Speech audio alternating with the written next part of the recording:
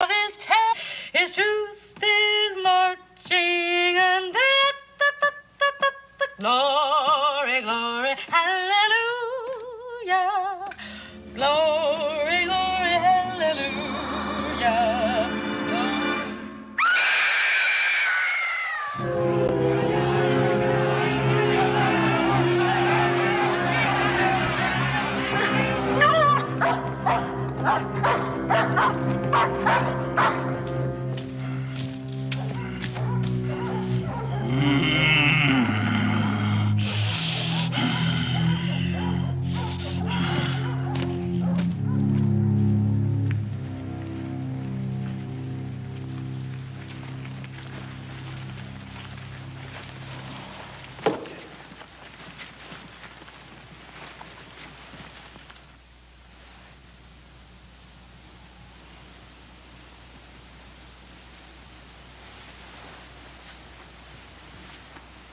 Where am I? Who are you? What are you? What do you want? What are you going to do to me? Calm down. I'm not afraid of you. How much do you want to let me go? My father is very rich. You can have the entire world at your fingertips. Listen, I have to be back by 11:30. I'm expecting a very important call. Speak! Why don't you speak? Hey, everybody, it's Mike. Oh, I have to take that off. It's probably going to get me kicked off YouTube. Good evening, good afternoon, good morning, whatever the case may be. Welcome to another Wednesday edition of What's Up? It's Workstream. I thought this was a Workstream, says Andrew Hayes. Indeed, it is. I will be working, and I'm going to be bringing in our friends here. I'm trying to get my boys to stop talking so darn loud while they're playing video games behind me. Use your inside voices. Use your inside voices. Oh, No stream last week. Obviously, it was my my anniversary. We went out and had some delicious Korean barbecue, which is great on a carnivore diet. You just like, did you want some rice? No. No. No rice. Keep bringing the meat. More meat, please. Give me more meat. More meat for me. Well, sounds like a good time was had by all. Jeff, what are you doing? What? What the heck are you doing? Now, what are you talking about? I think he's individually wrapped in cornflakes. All right, I unmuted Jeff. Oh yeah, I should also put him down here where he belongs. Welcome, Melissa, Amy. How are you doing? Thank you for having us again. This is wonderful. Thank you. I did not get a hold of Elliot today, which means I haven't talked to him for 2 weeks. It's been so long. Same thing with Matt though. Hey, what's up, Matt? Hey, how's it going? Gosh, you're so quiet. I can't even hear you guys. Oh, can you hear me now? Hello? Yes. Hello? Okay. Hello? It's weird, yeah. Oh, there we go. I can see my... See the, the voice modulator, whatever is going up and down. Where's that? I don't know. Maybe I just can't hear you over my children. Check my settings. That must be a very exciting game. Here, let me see. Edit my settings. I can turn you up. Here, say something. Hello? Can you hear me? Is that good? Yeah, I can hear you. Yeah, that's better. Okay, cool. That's better. Good. John Wick says happy anniversary. Thank you very much. Did any of you see Uncharted? Yeah, I've seen Uncharted. Why? Yes, I saw it. That's a fun little movie. I think I saw it in the theater. I think. Maybe I don't know. I can't remember now. Hey, there's some clothing in Hold on a second.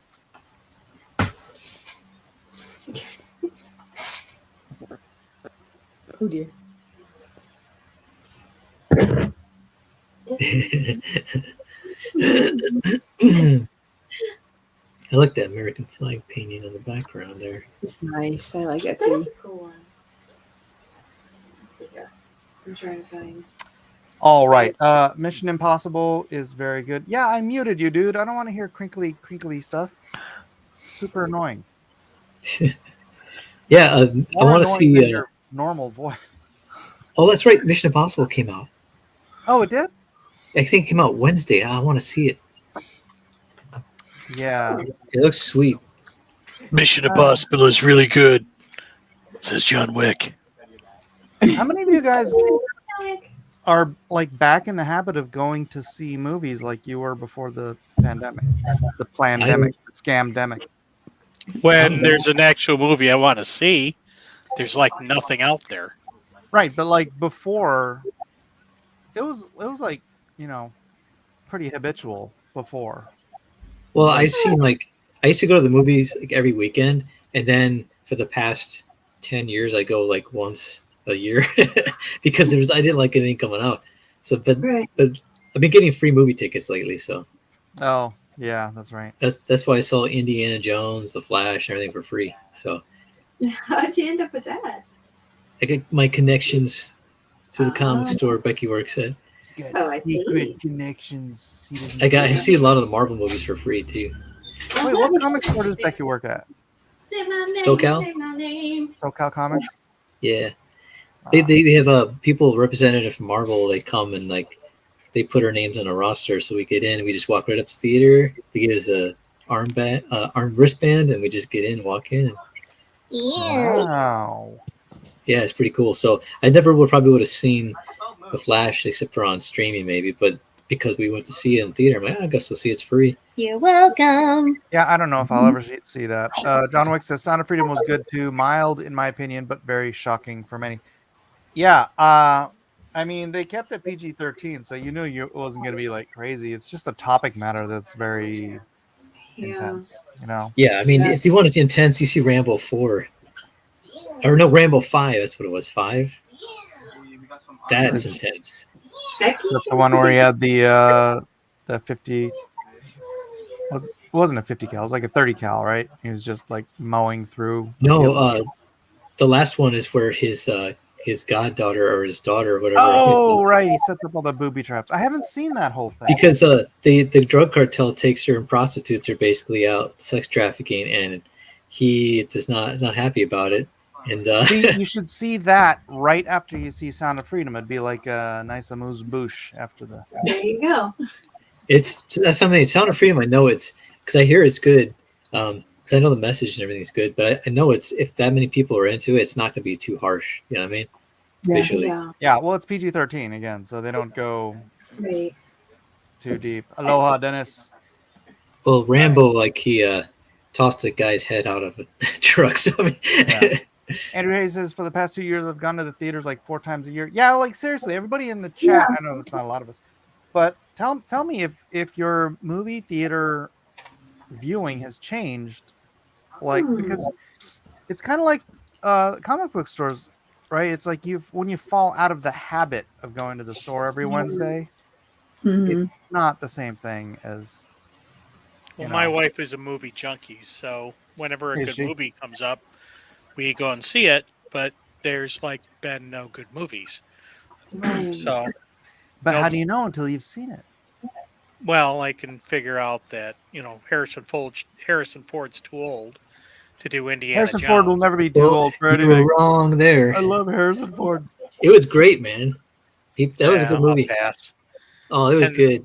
And then his co-star is obnoxious. She's just a side character. She's not even a main character. Like that's one thing I think the conservative that seems to be the case of even people who really like the movie. They're like, yeah, but she was horrible. Yeah, but she's not like a main. I mean, she's not like taking the helm of the movie. Like they keep trying to portray, like they're trying to replace Indiana Jones with this lady. I'm like, no, they're not. She's just the con artist in the movie, you know. And but yeah, I mean, she was miscast, you know. But yeah, I don't know who she is. I've never seen her before. So she was miscast in that she was actually in the movie. Yeah, she's miscast because it's supposed to be about basically. She's supposed to be. She should be like a marm, a school marm or something. She's supposed to be like a super attractive lady because some guy was like opining after her, like she was the most beautiful woman in the world. And I'm like, yeah, and I'm like, that was not believable because I'm like, that's the only thing is because I mean maybe because she's got charm, maybe she's a great thief, and the guy likes her because she's got. They should have cast Gal Gadot. Oh yeah. She would have been more believable, I think, in that type of role if the guy was so crazy after infatuated with her.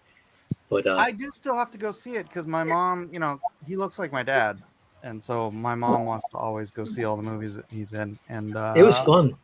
It's a fun movie. I just haven't really found the time to get out and take her because I don't want to take everybody to go pay for that thing. Yeah, because here's what I got at my local movie theater. I got Spider-Man Across the Spider-Verse. I'm sick and tired of Multiverse. Sound of Freedom, I'd probably go see that. Ruby Gilman, Teenage Kraken. No. What? No Hard Feelings. And No Hard Feelings, which Jennifer Lawrence, no. I never heard of any of those. And Mission Impossible, Dead Mission Reckoning. Impossible. Okay. Joyride, 2023. Yeah, no. I never heard of any of these. What the heck? Insidious, The Red Door. I mean, yeah, I'm not gonna go see horror okay, movies. Oh, Insidious. Yeah, that's no wait, that's Nefarious. Sorry, I'm just not a horror movie guy. It's like, well, I'm a horror movie guy, but it's like, okay, they're beyond beating a dead horse with that one. Indiana Jones and the Dial of Destiny, which Home, I don't even know what that is. And Elemental, no, thank you. All right, here's my theater. We got Mission Impossible, Insidious, Joyride again. Joyride, what the hell is that? I don't like the cover. Sound of Freedom, Indiana Jones, No Hard Feelings. Oh yeah, that's the Jennifer Lawrence one. El Ruby House. They don't even have a picture up for that one. Elemental. Yeah, right. Transformers, Rise of the Beasts. Although I think that's on Amazon now. Spider-Man, Spider-Verse, Little Mermaid, and Guardians of the Galaxy 3 is still in theaters. Huh. It's because they're actually making money off of it. Right. Trying to make sure that nobody takes it away from them. I saw that one even though I didn't want to because it was for free, and I gotta say I didn't like it. See, this is why I never trust your judgment in movies, Matt. Oh, trust me, you won't. If you like the other Guardians of the Galaxy, I won't you won't trust you. See, that's did you like the other movies? I know. Yeah. Well, I then you the won't like first one this a lot. one. The second one, not as much. The third one, I thought was probably as good as the first one. Yeah, I like this one. one. Number 3. You won't like this Matt, one. Your taste in movies, whatever you boring, decide is good, not fun. it's going to be the opposite. Your taste is just completely skewed. Sorry that you don't like Tombstone, so Right, you see? don't have a based opinion on this movie I thing. very much do. You don't like Tombstone with some of the best actors that were living. Come on.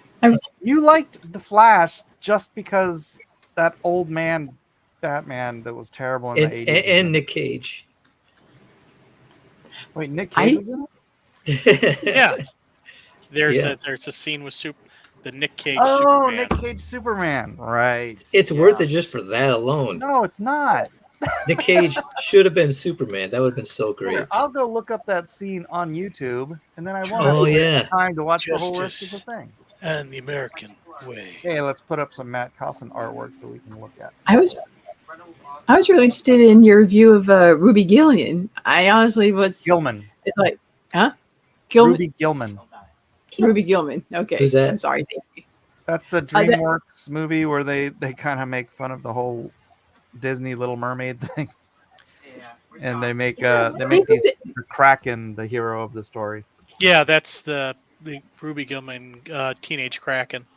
Yeah, I bet you it's a decent enough film, but they didn't do much in the way of marketing for it. The concept sounds stupid. What's the concept? The title, the Kraken. Mermaids versus Krakens. Teenage Yeah. Kraken sounds stupid. Wait, what? Yeah. Mermaids versus Kraken sounds stupid. Oh yeah. Oh yeah.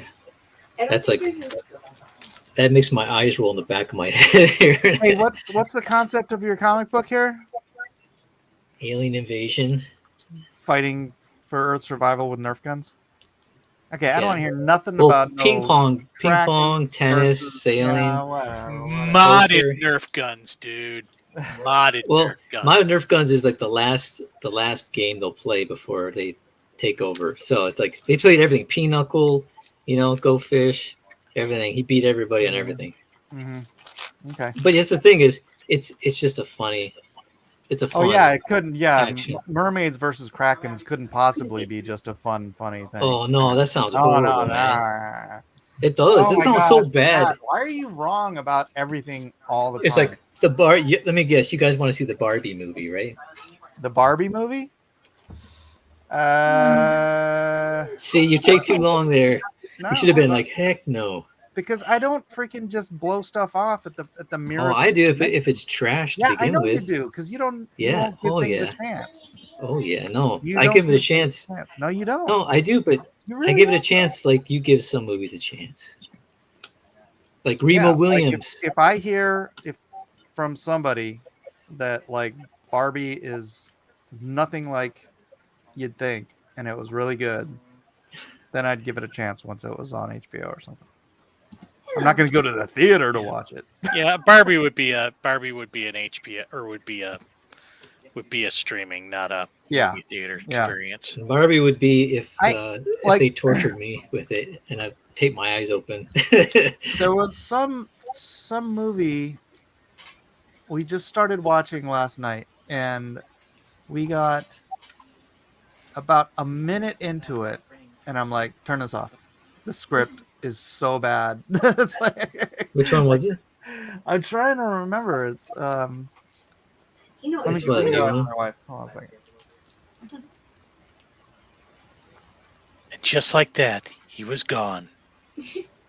No, the Indiana Jones one was fun. Like I went in very skeptical because I heard a bunch of stuff about it, and then I watched it. And I'm like, it doesn't have anything that the people were saying it had in it. Yeah, they were like, oh, it's woke, it's all this. And I'm like, what? I watched it going, oh, this is gonna be, because it was free, so I thought I'll go and I can kind of rip on it. But it wasn't like my favorite Indiana Jones, obviously, but it was kind of cool seeing them older. I like seeing the older characters. It's kind of bittersweet, I guess, seeing someone you grew up with being older and realizes it's a place marker in time. You're like, yeah. It was time's gone. I don't know what the name is, but it was on Apple TV. It was let me look it up. Anna de Armas and Chris Evans movie. Oh, He's still acting? Ghosted. It was like, so there's an opening scene where she's in the car on the phone with somebody with her therapist, and I'm like, this is a little janky. And then as soon as it switched to like the next scene, there was like four people in the scene and going back and forth, and this banter was so bad that I was like, there's no way. If you can't pull off the first freaking 2 minutes of a movie, then get me out of here. Pull the cord. It's like, Yeah, that's why I won't even watch those movies, because when I see the trailer of it, you just get a taste of it. It's kind of like getting a free sample at some place, and you taste it. And you're like, oh no, that's not good. They go, wait, you didn't eat the whole meal. You got to eat the whole meal. I'm like, nah, I had a taste. That's all. I don't need to eat the rest of it. yeah. So it is for me. But here's the thing: a trailer can be deceiving. I've seen It can be. great trailers of terrible movies, and I've seen terrible trailers of great movies. So I've seen. I gotta say this though. Usually, if I see a trailer and I've turned off by the trailer, 99% of the time I know I'm not gonna like it. I won't like it. But I've been surprised once in a while. Like my mom used to go, "Let's see this movie." I'm like, I don't want to see that. I end up seeing it with her, and I'm like, actually, it was pretty good. And so once in a while there is, but most of the time I'm like, yeah, it's exactly what I thought it was gonna be. Just from even the 30-second trailer, I'm like, exactly what I thought. Oh, come on, what's going on? oh, and then I started watching that Luck, which is the John Lasseter movie. Oh man, I felt so bad for him because the animation was so lifeless, but you could tell it was like the scenes, the storyboards, the story, the pacing, all that other stuff. It was all good, but it's like it fell apart in like that execution of like just these lifeless characters. I mean, the faces didn't even have emotion, and it was really Wait, John disappointing. Lasseter, is he from Disney, right? Or used to be from He Disney? used to be. He got Me Pixar? Too at Disney. So He he's got still Me Too'd around? at Pixar. Yeah, and he was doing, and so he did his first non-Pixar movie on Apple TV. Oh. And yeah, like I said, it's like he just didn't have his Pixar team. Yeah. But, you know, like everything else seemed to be pretty on point. I don't think it was the greatest story in the world, but I think I remember hearing that he took that project over from another group that kind of couldn't handle it at all. We're just trying to get it tidy together. So his oh own really? first movie is coming out. I think is it later this year or early in the next year. But he does have another project that's all his. This one was kind of like. Oh, "Can't is that fix the it, case? can't fix it." Yeah, 'cause because I had looked forward to seeing it because, you know, everything he did at Pixar was great. sure, Yeah. yeah. But you Yeah. know, that's Yeah, that's a sad. whole team of talent. So Because there are so many. I mean, you can have a good director even, and a good writer, and just a whole bunch of people in that process. But if you're doing an animation, you have to have good animators. yeah, And if you don't have that, I mean, you can only do so much with good writing. yeah. So, And it goes from looking like, you know, something from Pixar or DreamWorks to looking like something that should have came out on VHS.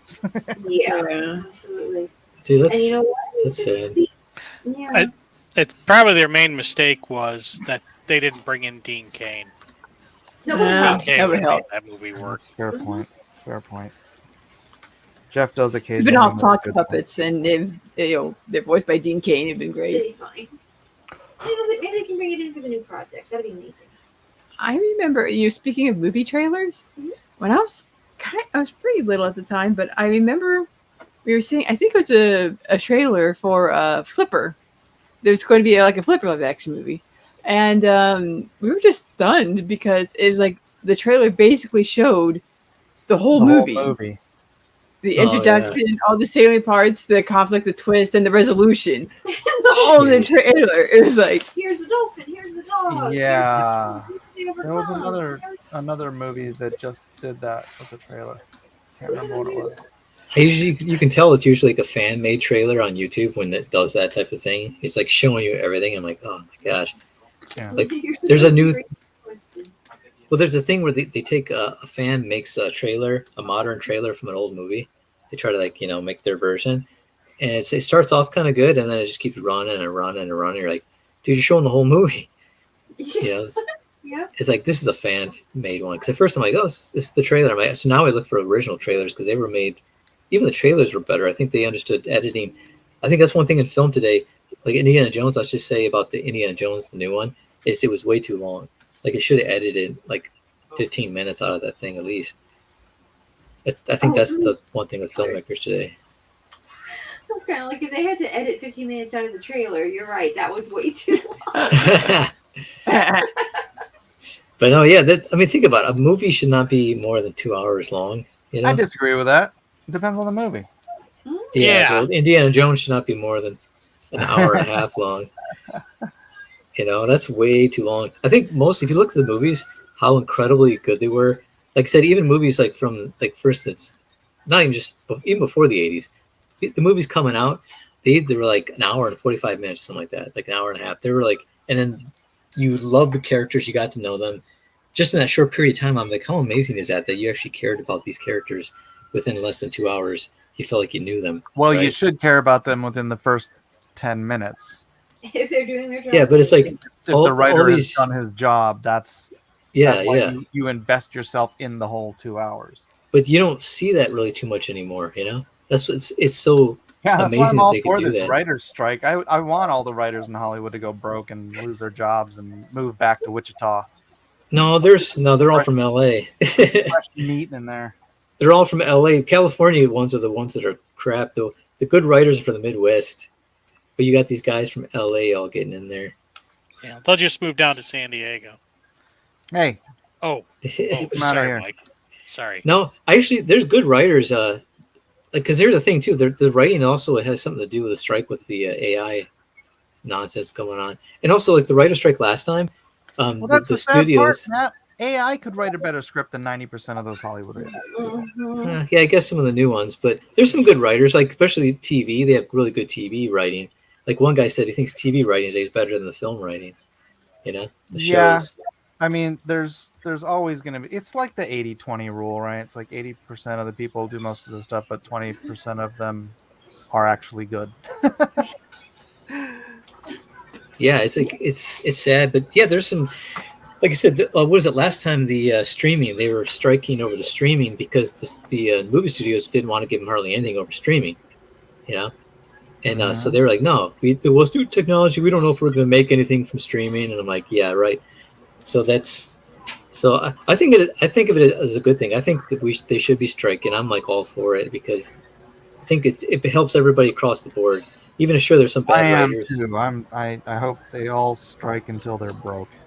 No, I want them to get good so that we can make good money selling stuff off instead of getting ripped off by these studios. You know, because the thing is, these studios they would pay you like $10 for a script if they could get away with it. You know, but they can't.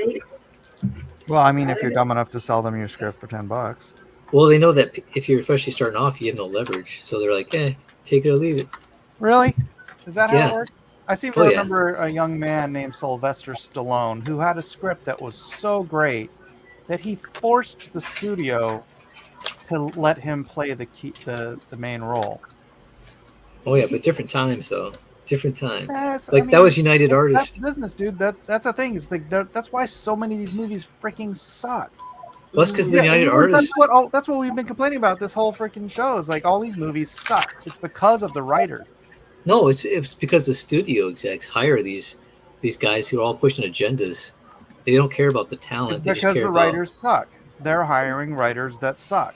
Yeah, because they're their buddies who Let like them believe. Get fired then. They believe in all the nonsense that. So they're like, it's kind of like they're hiring SJW type guys because they know they'll toe the line, and you know what I mean. And that's why they buried that. Was it the Sound of Freedom movie? They buried that for what, 7 years? 5 years. 5 years. Comics Bear says modern movie writers can always fall back on those fancy social justice college degrees. That's right. Yeah, but like I said, I'm all for the writers in this because I know there's crappy writers, but there's good writers too, and it's in the end is it'll affect all the creatives, you know. Big money, big money to be made in gender studies. Just saying. Yeah. Hi, Kevin. Hey, what's up, everybody? Not much. Hey, everybody out there. Kevin. Hi. Hey, all my people. Hey, It's Amy. Kevin Sharp. Hey, Melissa. We need an applause I'm track. here and Oh, doing some hold inking. on a second. Hey, Cosmo. Yeah, Hey, Hey. it's Kevin Sharp. Welcome, Kevin. It's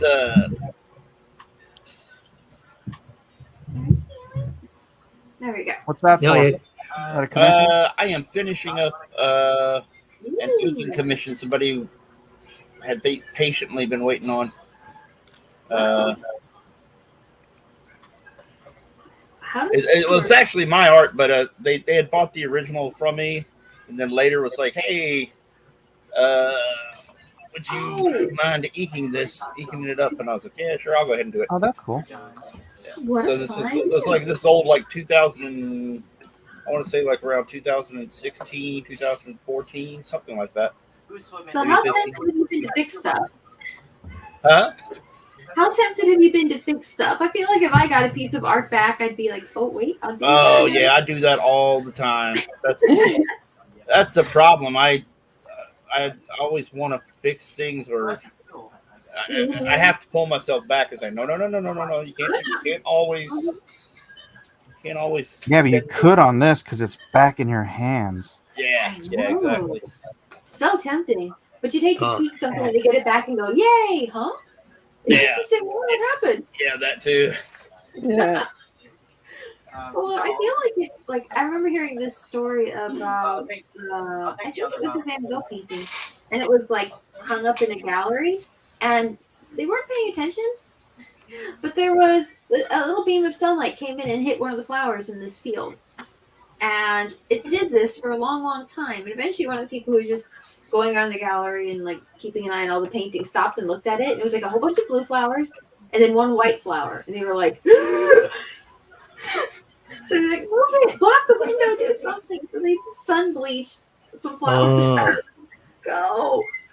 And they're like, oh my gosh. And I thought, and it occurred to me that if that had happened and Van Gogh went, huh, and painted it, I don't think that would devalue the piece, would it?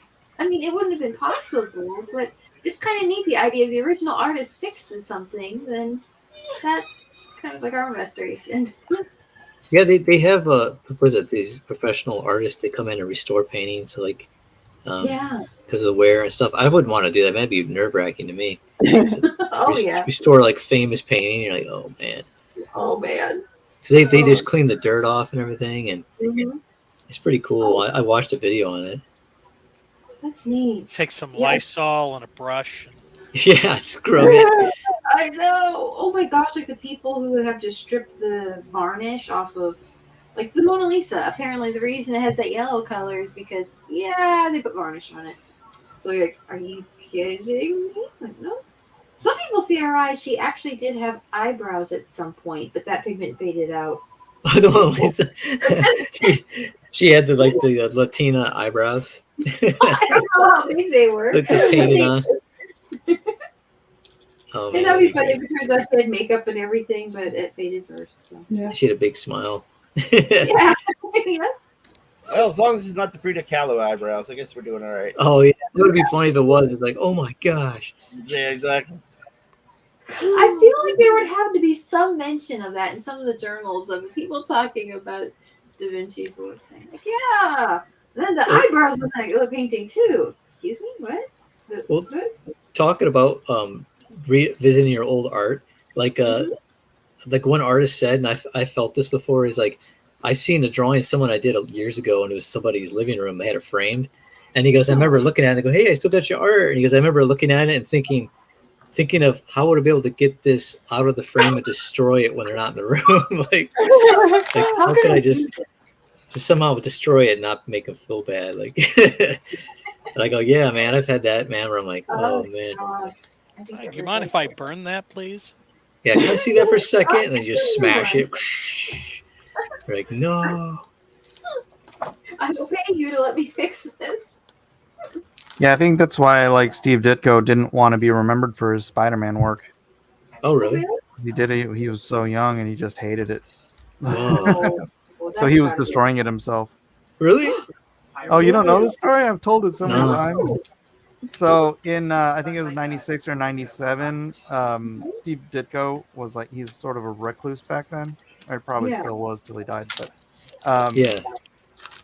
But he finally got somebody to agree to a interview, and so he, went up to Steve Ditko's apartment, and they were doing the interview. I think this was for Heroes magazine, and then, he was looking over at Steve Ditko's work area, and there was this big old stack of paper of art stock. And he's like, what is that? And he's like, oh, those are my cutting boards. And the guy walks over to it and he picks it up and he turns it over and it's all of his Spider-Man pages. Oh, man. Dude's been using them to cut Frisket and stuff. Dang. Wow. And, and after that article was published, like, I guess all the old people, Ditko's old friends were like, trying to get a hold of him and be like, what are you doing? That's your retirement. Like, Exactly. That's comics history, blah blah. He's like, I hate this stuff. Yeah, that's like some mental disorder, man. Because if I didn't like it, I'm like, hey, if it sells, I'm gonna freaking buy it, pay my rent, buy whatever. Yeah. But I'm like, really. Yeah, what I but could Steve tell, he Ditko's was an really objectivist, It's all about doing what's doing Dude, your he's- best and dude, it's comics. yeah. Just sell that crap. Sell out. He Oh my did after that, I guess, was convinced to because you could start finding his stuff like on auction and stuff after that. But Yeah, I was gonna say he probably didn't know there was probably even a market for his stuff. You could sell one Yeah. of those for $10,000, right? Excuse me? you Yeah. could probably sell one for 10,000 back then, and that was like the late 90s. Some of those pages would probably go for millions now, Mhm. or hundreds of thousands at least. So Jeez. yeah, maybe don't don't cut them up, then insert them. I mean, Yeah, I get it's just- being frustrated, but I still feel like there's a little bit of heart in things that you draw. And even if it didn't come out the way you like, there's still something special about it. Well, if you can find it a good home with somebody who will enjoy it and appreciate it, then that's, I think, the best thing you can hope for Nope. there. No, No, I it's like really about- burning artwork on my barbecue. It makes the meat taste better. Dude, know what's really hard is like when you look at some old art and you're like, I like this better than stuff I'm doing today. You're like, Oh, it's like yeah. it's funny because it was like rough, but it's like some quality about it. You're like, this is the I remember the direction I was going this direction. Why did I stop Yeah, going this it was direction? sincere. Mm-hmm. If I remember correctly, the cat that draws Invincible had posted on Instagram one time where he sat around and he was burning some Invincible pages, just sitting at his like barbecue and just burning them. Ryan or the first artist? Yeah, Ryan. Ryan out there Otley? burning Invincible pages. Are you serious? Yeah. Wow. I mean, I'd have to go find it, but I distinctly remember it. It was like him by his like his grill or something. It was like one of those little round Hibachi. porch side, like a little small round grill, and Well, the hot dog cookers. He's probably using like rolls of $100 bills to light his barbecue. It's crazy. I think he was just burning some unused stuff, maybe, or something. I don't know. Maybe he burned some paper and then he just had one of the pages next to the barbecue. Maybe. That Well, could be that's it. Alex Toth. Remember him? He went over to was it? Oh, my mind is blanked out. Hugo Pratt's place, right? Hugo Pratt, who did Maltese Falcon. I mean, like Corto Maltese comic, and he went over to his place and he would talk with them, and then he'd talk in the living room, and then he'd walk over to his drawing room, and like, talk from there a little bit, come back and talk with Alex Toth, and then he said he went over to his room and he had like a stack of comic book panels that were finished, and what it was is he didn't like a panel on a page. He would take scissors and cut them out, and then save the panel though, because he could apply it somewhere else in a later story. So he would take used panels and place it in comic pages. I'm like, oh, that's cool. Yeah, that's interesting. But Yeah. I mean, you can do that digitally, and I mean, you wouldn't even think about that. Just be like, oh, that's cool, and then just kind of reformat how you want the layout of the page to go. But I Then he mean, chucked Yeah, the it's like- rest in the fireplace. oh my goodness, I don't know. I feel like I'd probably be the person who'd be like, maybe I'll just hold on to them for a bit. Maybe I could like back when like Disney, I think Disney World, Disneyland opened, they had kept, oh my gosh, the animators saved as much of the animation cells and drawings as they could, because they just burned them. They were production garbage, and they threw them away at the end of the Oh movie. no, they'd either throw them away, or if it was like during the war and stuff, they would erase them. They would, Oh.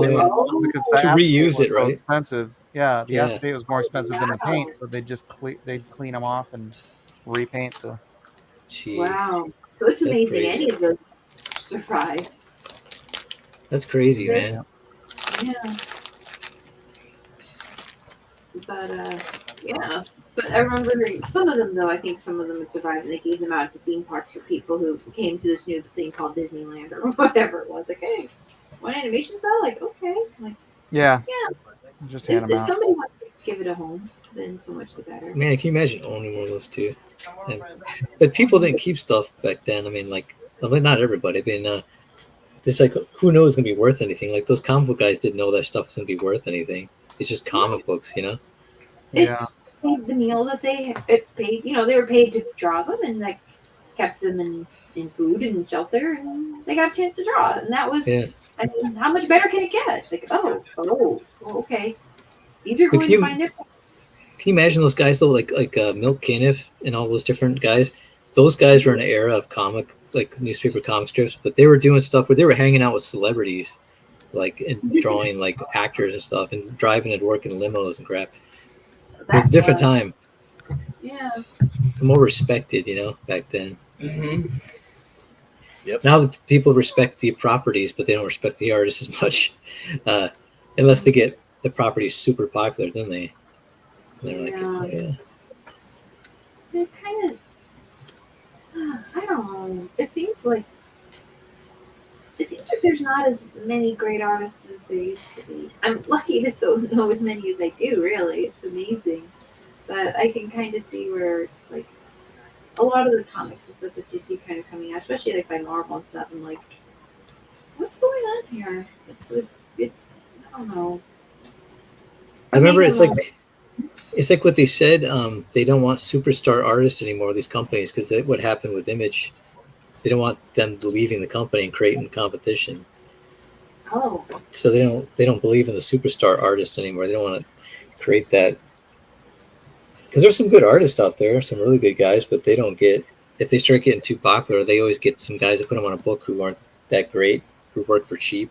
Like I talked to all these guys who are like worked in DC and stuff for years, and Mike knows this, but like Richard Friend had I had a table next to him at a free comic day, and we're talking, and this other DC inker came up, and he was inking like, he said one time he was inking like, he had 10 different titles he was working on, and then now he said he can barely get 1 or 2 titles.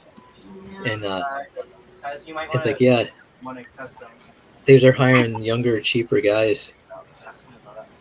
I mean, is it because they can't afford the better talent, or No, they can afford it. They just want to pay cheap, and plus, like I said, I don't think they really value They don't really value the quality either. Well, I hate to be the bearer of bad news, but they can't afford it. Yeah, that's also, well, nowadays, they're not selling sales. Comic sales are in the freaking toilet, and just baseline professional rate, like not hiring anybody special. Baseline professional rate for a comic book is it's like $15,000 just for art production. Never mind, editorial and running a freaking business and all the printing and all that stuff. Just baseline art. It's going to be $15,000 per comic. And I tell you what, when your comic's only selling 15,000 copies, yeah, you're not making money. But that's for the big guys, right? That's standard Marvel, DC. Rate. Yeah. Oh yeah, because it was not standard for the small press. I've only worked small press, and I'm only talking. They pay you peanuts. Yeah. It's funny. I think you work harder in small press, but you get less money. Because like small press, you're cranking out like 2 books a month, and you're not even getting as much as 1 book at Marvel DC. And they don't really value your work either. They're just kind of like draw faster. They don't give a care, what it looks like. Oh, what the heck? Oh man, I just lost some lines. Darn it. Don't you hate that when you're working on layers and then all of a sudden one of your layers, you must have deleted it and you didn't realize it? And now it's like, dang it. After we draw this hand. I like the hand too. Oh, that's awful. I was working on some things and this ended up, I had some layers divided up and I'm like, oh, okay, this is great. And at some point, I don't know how, they managed to merge together. And I'm like, oh no. Oh man. I can go back through and separate them. I'm like, well, this is going to be fun. Oh yeah, speaking of layers and stuff, let me just jump in real quick. I need to pick you guys' brain again about that technique you guys were telling me about making a duplicate layer and darkening the pages and all that good stuff. Right. I'll ask you about that after the stream. Oh, okay. All right. Feel like that might be a little dull for some people. Well, you know what? You probably want to write it down. Because I completely forgot the technique or the steps or whatever it was that you guys told me. I tried it and I was like, something's not working right here. I mean, I guess I could tell you now, or we could talk about it later. I don't know if that's like I interrupted Costin. What were you saying, Costin? Oh, I'm sorry. What? Yeah, that's right. No, it's good. I was just trying to figure out how. I'm thinking I might just shut this down and not save it, and hopefully I can get back to what I had before, even though I'm going to lose this drawing. Yeah, because I don't think I saved before that. I don't know. We'll find out. I'm going to save this gun that I drew on a different file and then shut it down and not save the file. Maybe I can get it back. If you have an undo history, you might be able to check. I don't know if your undo history gives a on your program, maybe gives you kind of a preview of what you were doing. But yeah, I had that happen. One of the paint buckets just went insane. I'm like, no.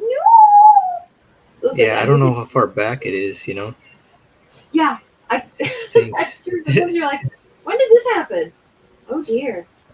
Oh dear. What the heck's going on with this? Oh. I don't know. What is going on with that? It's not doing something I want to do.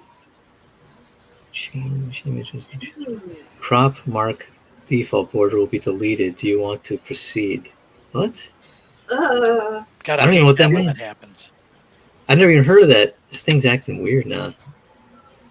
What the heck is going on? Oh my gosh, I hate this. Pull those lines faster, Kevin. What? Pull those lines faster. I'm trying. You're doing Something great. about my angle. Trust in Table. yourself. And that's when I always screw up. There's no screw ups in art. There's only happy little accidents. Dude, you have the magic power inside of you. You've got the light.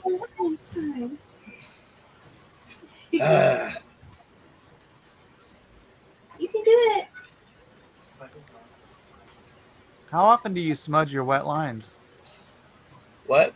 How often do you smudge wet lines? How often do I smudge wet lines? Yeah.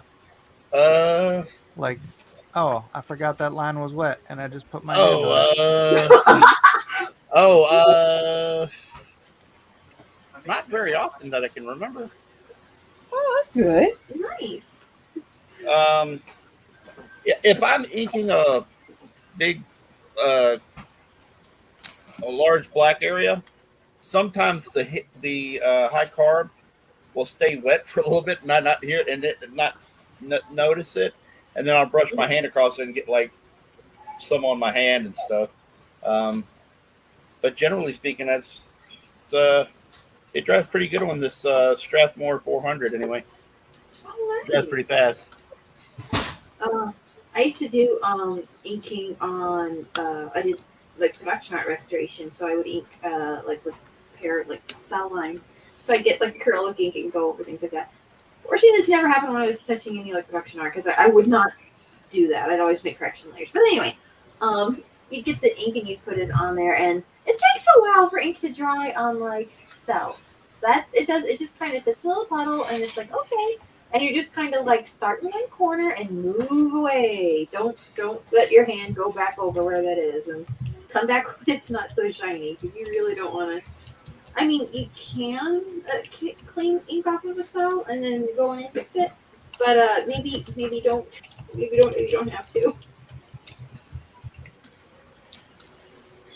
I would say the nib is definitely scrapey on the page a little bit more than I will like. I don't know. Do you think it's the kind of nib you're using or the type of paper?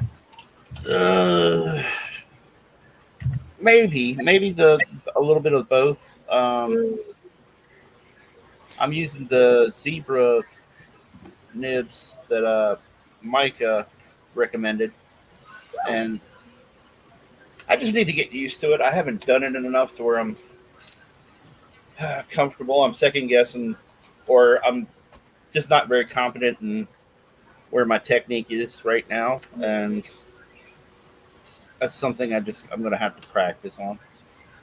Well, that's fair.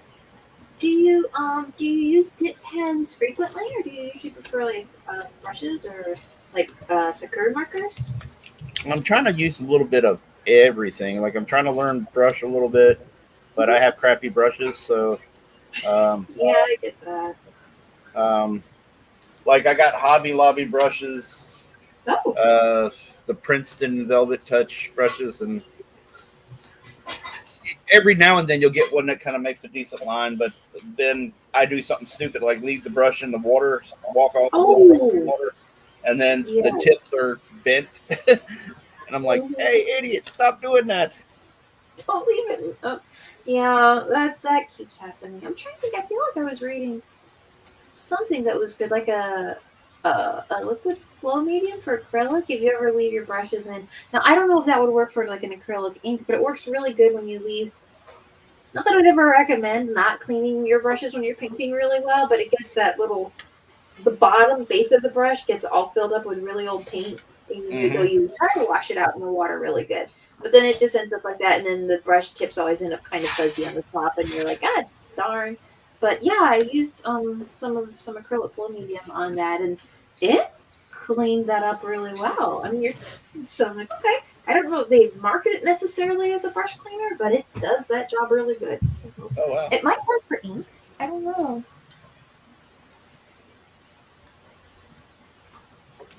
What she said. Yeah. Sorry, I got a little lost. I'm staring at the page as I'm listening. Oh no, I get it. Believe me, everybody's like drawing. Hey Jeff. What? Do you ever have instances where you're like writing something, and then something happens and like a chunk of something you're doing just kind of vanishes? Does that ever have equivalent in writing? What do you mean chunk of something vanishes? I Like don't a know. paragraph? Yeah, like you were working on like. Do you just work like from the beginning straight through to the end, and then No. you'll go back and put things, or? No, well, it depends. The Revenant in the Tomb was written from start to finish, straight through. And so was The Wizard's Stone. However, I have several books that were written in pieces, like the one I'm working on now, and stitched together later. So it's like the one I'm working on now. I basically have over 3/4 of the book already done, but as I take all these pieces that I've written and I put them into a cohesive story and start stitching stuff together, and then at that point I'll reweave stuff. So you guys trying to make stuff up for me to talk about? You write in set pieces? What was that? You write in Sometimes. set pieces? Sometimes. If I have a clear idea for a chapter, I'll go out and I'll write the chapter and pound it out, and then I'll come back and stitch it into my overall book. Interesting. So. That's cool. See, I feel like there could be a chance that at that point, like you might go like, oh, okay, I don't think Becky's talking to us. Yeah, also, I think there may be something. Or I can watch my Crazy Obsession on YouTube. That's the one where they have the collections like that. Oh. Yeah. She talking to us? Is she talking to us? Oh, you mean Becky? Yeah. Oh, she was saying we were watching Hoarders. Hoarders? You ever see that show? Yeah. Hoarders on Netflix. Oh dear. Oh my gosh, that's so addictive. That's like it makes you want to clean your place when you watch that. You're like, I love organization. oh my gosh, like it's as scary as like we actually have hoarders that live like 2-3 apartments down from us. Oh, And really? they had their window open one time. I was walking in the parking lot, and there's like stuff stacked all up to the ceiling, like everywhere inside the apartment. You can see it stacked all the way up to the ceiling, just stuff. And then periodically they just throw everything, like not everything, but they throw tons of stuff out on the front of the apartment building. Oh wow! And then the maintenance workers just come and just throw it in the dumpster. And it's like, Wow. but they're just like. Every single week, it's more stuff. It just keeps multiplying and multiplying and multiplying. And just keep getting more and more. How do you fit that much in a small little apartment? And it's crazy. It's just and it starts Proper smelling. stack management. Yeah, That sounds like a program turn. I know. But looking back, I realized one of our friends in high school, his parents were hoarders, because when we spent the night, I slept in the living room and I could barely fit my body on the ground. There was so much stacks of everything on the ground. It was like in the basement was like a maze of like stacks of boxes of books and stuff. And it was just like so bad. They just had a little spot for you to sit on the couch. One side of the couch was all magazines. And I'm like, this is crazy. And then I never heard of the hoarder thing though. I was just like, these people are messy. And it's just like that. Yeah, it's really bad. That's funny. There's somebody at where my fiance works. It's like a little strip mall where the pawn shop is, and there's all these other shops, and there's this one lady would catch there, like drives a little silver car, and she would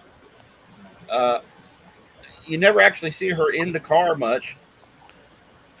She's doing something at the mall. I don't know what it is, but her car, except for the driver's side, is completely filled with papers and books and. Oh yeah, I've seen that. Like, yeah, it's crazy, man. It's like hoarding, but in your car. Yeah, I've seen it. I seen one girl, like, actually when I worked at this place part time, this years ago, and I was going to get lunch. She goes, "You want to get lunch?" And I go, "Sure." So I went with her to get lunch, and I go. We take her car, and I open the door, and she has got stuff in the passenger seat, so she throws it in the back, and the back is literally so filled up, it's all the way up to the back seat, the headrest, just of stuff, just stacked. You could barely see the window, top of the window. Yeah. I was like, oh my gosh, I've never seen that in my life. Because my car, I don't even have one piece of paper in my car. My car's, if you look at it, I never thought about it, but people walk by my car and they commented. This Japanese lady was like, "I've never seen a car that clean." He's like, the inside is like nothing in it. And I'm like, yeah, we don't have, I don't leave anything, not even a paper straw wrapper or anything. I just throw everything away. I don't like leaving That stuff in my wasn't car. that clean, Matt. I've been in your car. Oh yeah, it's clean. Are you kidding me? I got nothing in there. Well, the one I have, I'm getting rid of it because it's junk now because it's old and I can't really drive it. So someone offered to buy it from me, so I'm like, okay. I think I'm gonna sell it. The cleaner it is, the harder it is for them to find trace evidence. Yeah, exactly. See, Jeff knows. Gotta think ahead, man. Smart. He's smart. I'm smart. I'm smart. I know stuff. I know things. I'm smart. I'm smart. Oh, I was listening to an interview with the guy who wrote the book, the novel's Godfather. Yeah. And, Mario Puzo or something like that. Yeah, and he was saying he didn't want he didn't want Francis Ford Coppola to kill Fredo, right? He said he wanted to kill him. But he said, okay, the only way you can kill him is if after the mother dies. That's the only way, or the audience will never forgive Michael for doing it.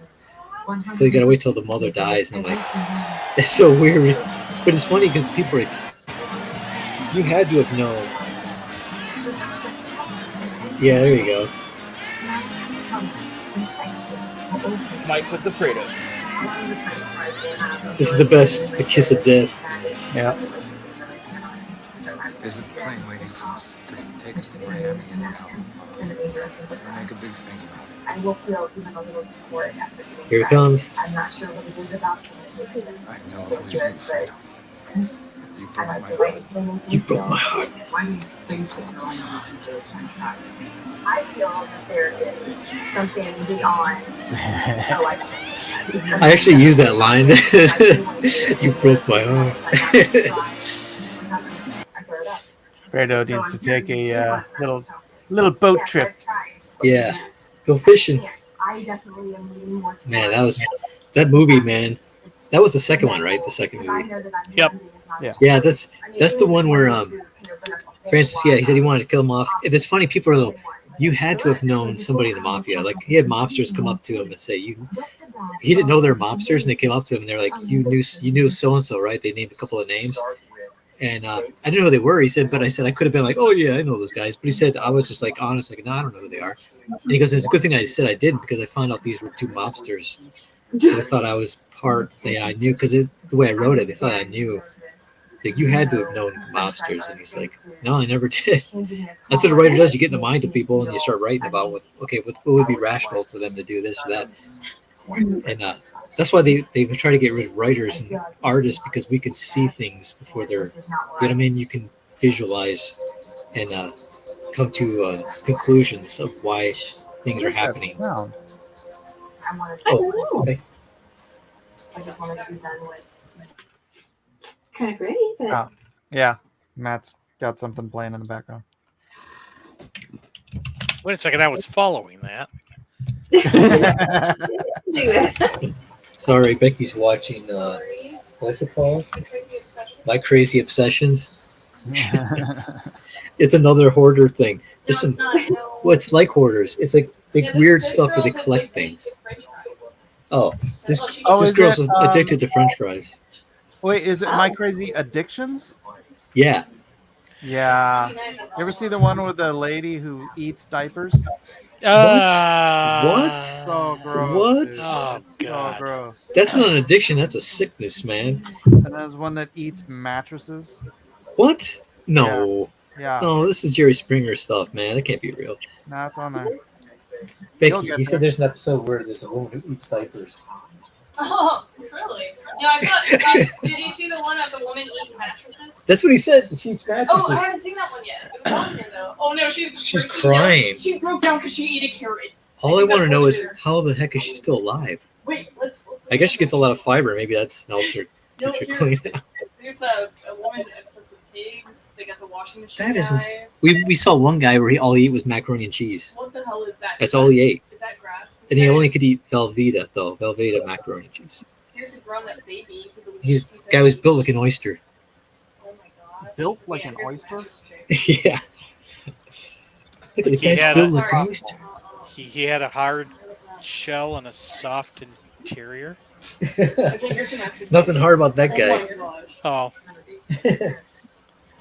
She's eating a mattress. I don't even know how he would still say She's it. eating a mattress. How is she eating a mattress? She's eating She like rips the little. It's those form like memory foam mattresses, and she like rips the little pieces and she like eats a whole mattress a month or something. It's disgusting. What? How? How? What? How? What? What the? It's her crazy addiction. Why are you judging? How is she alive? I don't know. She eats about 0.9 square meters of mattress a day. Let's just turn it off, Becky. I can't stomach that. That's sick. That is sick. I don't know, man. I start losing compassion for people like that. I'm like, gosh. I was getting ticked watching the hoarder one because this. You won't believe this. 50 tons of crap. Was 60 tons? 60 tons in a house. 60 tons, not 6 tons. That's crazy enough. 60 tons, and then the other place had 500 tons. Gosh, gosh, my mind can't even wrap around how people get. I know it's a sickness. It's definitely a mental disorder. But my gosh, mattresses? I can't even. I still can't believe it. If I didn't see it, I wouldn't believe it. She's just nonchalantly popping it like it's popcorn. I'd slap that out of her hand and slap her in the face. All as her family. I'd be like slapping the crap out of her. I'd be like, slap. Freaking, what are you doing, huh? No, seriously, man. These people need to get smacked in the face. She's gonna get cancer. At some Yeah, I think point. you've definitely lost your compassion. Yo, man, I would smack. I'd be like, oh my gosh, my crazy addiction of smacking my people, my crazy relatives. So she poops out the mattress? Yeah. How is she heavy? How is she obese when she eats a mattress? Is it high sugar or Well, she something? doesn't only eat mattresses. Was it something that she started doing to try to control her weight? Because I thought some of those poor models would eat too. I don't know. Most of these people have serious like. It's a form of appetite control, but clearly it hasn't worked. Yeah. She started eating that pie. At 5 years old, she started eating? Yeah. I think that's called pica, isn't it? Oh, in cats it is. Yeah. Sorry. Yeah, not with mattresses. This is insane. I think the technical It's term. like for when you have a mineral deficiency, and so you're like eating dirt and Chalk. chalk. And What? Chalk? Yeah. Well, chalk actually. What do you think? Like an antacid is? I don't know. I don't eat those. Chalk is a base element. I don't eat that crap. It's like carbon. What's it called? Calcium carbonate, it's calcium carbonate, which is a base, which is basically an antacid. I mean, when you take Tums, it's basically what you're consuming is some sort of base like calcium carbonate or something like that, and that nullifies the acid in your stomach. Yeah, I don't take that stuff. I don't even take aspirin. I don't take The Tylenol or same thing anything. with Pepto-Bismol. It's bismuth. It does the same thing. Yeah. I don't take that either. I don't take anything, man. I don't know. It's weird, man. Maybe that's why I will never eat mattresses. I don't have a taste for chalk or mattresses or Play-Doh. I've seen kids eat paste. Play-Doh. Who threw Play-Doh into this mix? Depending upon the color, Play-Doh can be quite good. What? No, it's all salt. It all tastes like salt. God. Joking. My mom actually made homemade Play-Doh for us when we were kids. Because she couldn't buy us Play-Doh, so she made Play-Doh out of she made dough with food coloring in it, and then we would play with it. Yeah, I thought it was cool. It's just got a ton of salt in it, I think, probably as a preservative. Yeah, it's tons of salt. Yeah. And she made it, and I was like, we were just playing with it, and we had fun playing with it. It's funny. Did you like making sculptures and stuff? Make what? Did you like to make sculptures and stuff, or did you just like? Oh yeah. We'd make tons of stuff. Like I like to sculpt, drawing. We didn't even have drawing pads or anything. All we had was these giant books that were glossy back cover. That was blank back cover, and we used crayons to draw on it like a erase board, and then erase the drawing and draw another drawing. And we liked it, and then we'd erase it and draw another drawing. So since we had paper, we just use that. What you saying? Yeah, it was my homemade whiteboard. I don't even. They must have existed. My dad brought home a whiteboard from work, and it was it was huge. I mean, it was as long as my wall, so it was probably at least 4x8, the size of a. Yeah, and we just plastered that thing on my wall. So I was just draw, erase, whatever. That's cool. Yeah, see, that's what I was doing, man. I was doing a little tiny book, and I just had a paper towel, and I just wipe it down and then draw another drawing. And then finally my mom saw us doing that, and she just brought home, she was a nurse, so she'd bring home, used or forms that they threw out in the trash. She would take blank forms, and we draw on the backs of them. Mm-hmm. So she brings stacks of blank forms, and we just draw on the back, and that was an upgrade. We're like, whoa. It does a lot better with pencils than crayons. Yeah. Whoa. Yeah, we're doing Yeah, crayons. the same sort of thing with my dad would bring home just different types of paper and stuff that whatever they were throwing away at work. Right, absolutely. Good times. Yeah, it's great, man. Simple. I remember. I've probably told the story before, but I remember I was 5 years old, and they had this gift exchange for Christmas, and my gift I got from some secret person. The gift exchange was it was a pen. It was just a ballpoint pen, but it had a little feature where you could stand on its end. It's weird. But I remember I was so sad that everyone got a toy and I got a pen, that I hid my face in the desk so no one would see me cry. And I just started crying, and then all of a sudden, for some reason, I just stopped. Everybody's playing with the toy, and I just started doodling on a piece of paper. And all of a sudden, before I knew it, everybody was gathering around my table watching me draw. And they're like, "Oh, that's good." And I'm like, and I was so it's weird. Right then and there, I was like, I think I want to be an artist. And I was I was 5 years old. From being so sad, I got a pen to drawing, and people were like, "Oh, that's good." Yay, that was so fun. It's weird. Making the best out of a bad situation. So what you're saying is you're an artist because of the trauma of it all. Yeah, or the attention that I got. Well, what's funny is, it was actually terrible, but they were just telling you that because you were so sad. Yeah, no. See, I would say that too, but they didn't even care that I was sad. They won't even came over to comfort me. So in a way, it's good. In a way, I don't know. They couldn't give a care. They were having too much fun playing with their toys. Hey, geez, what's his problem? Yeah, this guy. I bet the kid who got the the pen for exchange felt bad. He's like, that's all I could afford. My mom couldn't give me it. That could be too. You never know, do you? I remember we gave those snowman pens at a gift exchange. This is what our parents did, and there were a lot of other better toys around. I felt a little subconscious about that too. But it's funny, who someone could become an artist or a writer from it, or you never know. You don't know. That's right. Yeah, the good old days when things were simple. Like I was selling drawings at my first grade class for milk money too. That's when I first started selling stuff on line paper. Do you remember what your best sellers were? Yeah, deep sea divers and football players. Oh, cool. Yeah, it's funny. I do a whole underwater scene with a guy deep sea diving with sharks and stuff.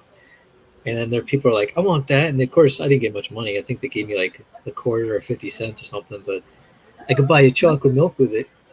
That's right. So to me, I was like, this is great. That was pre-Michelle Obama.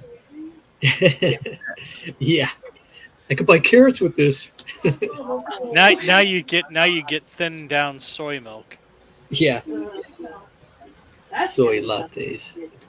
That's the thing. My kid was going to, I think it's middle school, and my oldest son doesn't like eating meat. He eats lots of veggies and salads and stuff like that. Whoa. And so middle school, he would go and he would load up on the salad bar and he'd eat it. It'd be perfect for him. So he never had any food problems with him up until Michelle Obama got her way, and they came in and they took out the salad bar. What? Yep. Why? They Isn't took that out exactly the, what they took out the think about that one for a second. In order to be healthy, they got rid of the salad bar. Why did they get rid of the salad bar? Because it was in line with those school that school lunch health thing that came out around that time. So she was like, tater tots is better than broccoli.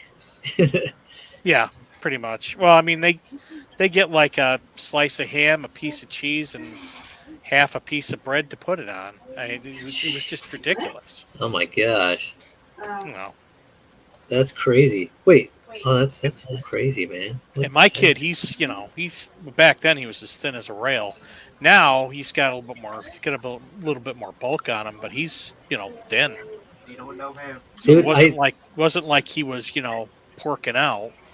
Yeah, Salad. porking out in salads. Yeah, dude, I used to be a vegetarian probably for like 2 years. I was vegetarian, and then I was the most unhealthiest I've ever been in my life because I ate everything but everything but meat. Right? I was eating the worst stuff. but he's more of a dairy kid. I mean, for the first, I think probably the first year or year and a half of his life, he would do nothing but drink milk. Is there somebody? And he wouldn't eat other food. He'd drink milk. And I mean, he grew up fine. But he just was very much pulled. He was just that was his thing. He didn't, and because he's autistic, and so okay. Like I can't drink milk. I just can't drink it. I can't get past the smell of it. Even it has to be like really, really, really cold and really, really, really fresh. Or Otherwise, ice cream. it smells like it's souring. Really? Yeah. Well, cream's different. Cream is not milk. Because you do use milk, but there's that fat component in there that that causes it to be thicker. So Cream is part of milk. I know it's part of milk, Brian. I know it's part of milk, Mike. But they take it out of a lot of milk sometimes, which is kind of Yeah, they take it out of milk, and then they sell the milk to you without cream in it, and then they sell you the cream separately. Yes. Why? Why would you do that? I wonder why people digest it Because very some people. Well, back in the old days, they used to, when you would buy milk, you would set it aside, and you'd let the cream separate from the milk, and then you'd scoop off the cream. well. Oh. Yeah, I saw people Put make cream butter. and you make butter with it. That's right. Yeah, I saw that on French guys making it. And I was like, whoa! I never knew that. Yeah, I mean, I we knew it make- was from that, but I didn't know how to make it. You know what I mean? It's It's like pretty cream cool. and you just keep stirring it. Yeah, it turns into cream. It turns into cream, and then after it turns into cream, if you keep going, it turns into butter. It's so weird. Funny. Wait, Churning would that butter. happen? if you hit it like with like a mixer or an emulsion blender or something like that, or is it? Well, I think You can, or you could just do it by hand. if you whip it, that'll cause it to go to butter too. It's the agitation or something. I don't know. Interesting. But yeah, if you do like whipped cream and you whip it too much, it'll start to curdle into butter. So How funny. I feel like then whatever you do, you'd end up with something very good. Hey, dairy. Hey, Terry. You could also end up with cheese. if you like whip it for like 12 hours and then leave it on a shelf for 3 months. No, you can you whip it can and boil, whip it good. I knew that was remember coming. how I you just do didn't say it. it. You boil the milk, and then you scoop the cream. Oh, you boil the milk and you add something like White vinegar? Brennan. yeah, maybe vinegar. Maybe that might be it. And lemon. You can add lemon or salt. And then you scoop it off and it becomes mozzarella. Mozzarella. And then you can do that again and it becomes feta. I don't know. Oh, It wow. all depends. That's how they make cheese. Cottage cheese. You keep mixing it, and then you can. Man, make that's it so cool. That's so cool, man. I didn't even think about that. The different types of cheeses you do it. You whip the same thing, right? Or there's goat's milk, obviously, right? Different types of milk. Sure. But that's cool. Feta cheese is goat milk, right? No, you can make it with cow's milk. Really? Yeah. I love feta cheese. Real mozzarella comes from European buffalo. Really? Yeah. Did you just make that up? Is that real? No, it's dead serious. Wait, what did you say? That's cool. Real mozzarella is actually made from the milk of the European buffalo. Really? Or bison, I take that back. Maybe I forget The which mozzarella that the Italians are famous for, they got it The from buffalo- bison from America. Well, I forget which one is. I think over there they're called buffalo, but over here it's called bison. But they Yeah, have you're buffalo. full of buffalo. Go look it up, dude. Okay, now I'm gonna look this up. Yeah, you better look that one up. Because I'm just trying to picture like buffalo with little like fancy hats and like striped Everybody wants sweaters. a water buffalo. Hey, mozzarella is a southern Italian cheese traditionally made from Italian buffalo's milk. Buffalo, Italian buffalo. Well, you didn't mention of they were course. Italian buffaloes. I said European. Italy is part of Europe. There you go. Let's see here. Italian. I wonder what Italian buffalo look like. Do they look like our buffalo? They're got 4 legs. That's probably true. They're They furry. wander. They're furry and they wander a lot. Oh, and they eat grass. And they're brown. English buffalo mozzarella. It just kind of looks like a really well. That's an English one though. Water buffalo. Water buffalo. Wow. Ours. Okay, are the kinda- Italian buffalo. The Italian buffalo looks a lot like a horned cow. Yeah, it does. It's got a short, smooth fur. Wow, our buffaloes look like monsters. They're cool. They are actually kind of monsters. They are you don't mess with them. You don't mess with the bison. No, I guess not. It looks like a lion and a dragon. But I guess you can make food from them. I don't think most people would want to try that. I'm away from outside. It's called the European water buffalo. European water buffalo. That's a I'm not a peon, you're a peon. Yes. Water buffalo. I was trying to figure out how to work that joke in there, and I never did. It was for the best. Yeah, it probably was. The Mediterranean Italia is black with a dark slate gray skin and black hooves. White markings may be present on the head, on the lower legs, or on the switch of the tail. Total albinism may occur, but is much less common than those in the buffaloes of Asia, where the incidence of albinism is in the range of 5 to 8%. So what were buffalo? They stand about 143 centimeters tall at the withers, whatever that is, and weigh some 500 to 600 kilograms, and may reach weights of 800 kilograms. We don't And they speak love us the kilograms Red in this country, son. Okay, well, whatever. That's what Wikipedia says. Oh, that's your problem. You're using Wikipedia. Since they're European I'm buffaloes, they're measured I'm than- pretty sure it's going to be similar stuff elsewhere. And How plus, many- they're European, so you have to use the metric system.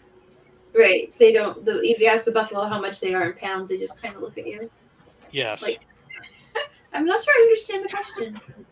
How many kilograms are they? It's like in the middle of it. I'm going up the yellow. Doesn't matter. That's a made up thing. I thought I'd give you a translation into pounds. Kilograms.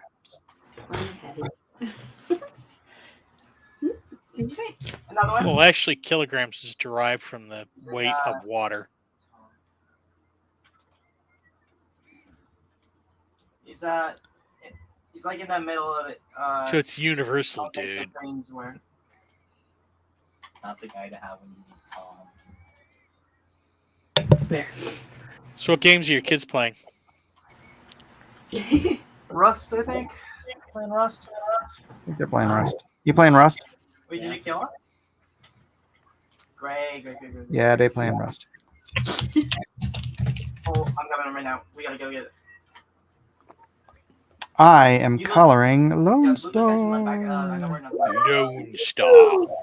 Man, your son told me he was playing that game like a year or two ago. Rust. Yeah. Because I asked him, I go, do you play Call of Duty or Fortnite? And he's like, nah, I play Rust. I'm like, I never heard of that. And he's still playing it, so it must be good. Yeah. I guess so. Is it a shooting game? Like, It's a first-person shooter. I Yeah, thought but so. it's got. I think you like claim land and items, and then you try to protect it from other people who are coming to steal it. Oh, like a claim jumpers and stuff. It seems like that's what it is. Rust is a multiplayer survival video game developed by Facepunch Studios. Rust was first released in land and early access items, and in then you December just try to protect it 2013 from other and people stealing received from you. its full release in February and then 2018. you raid other people. Yeah, that's basically it. Okay. Betray people. And then Right. you can trade other and whatnot. Player using the starting rock to gather wood. Yes, you start with a rock, and you can beat other people to death with a rock. It's very Kane and Abel. Gosh. So what time period is it supposed to be, or is it? Modern-ish, Oh, But- really? modern dystopian future. Ah, yeah, definitely dystopian. Yeah. Killing people with rocks. Yet another killing. My goodness.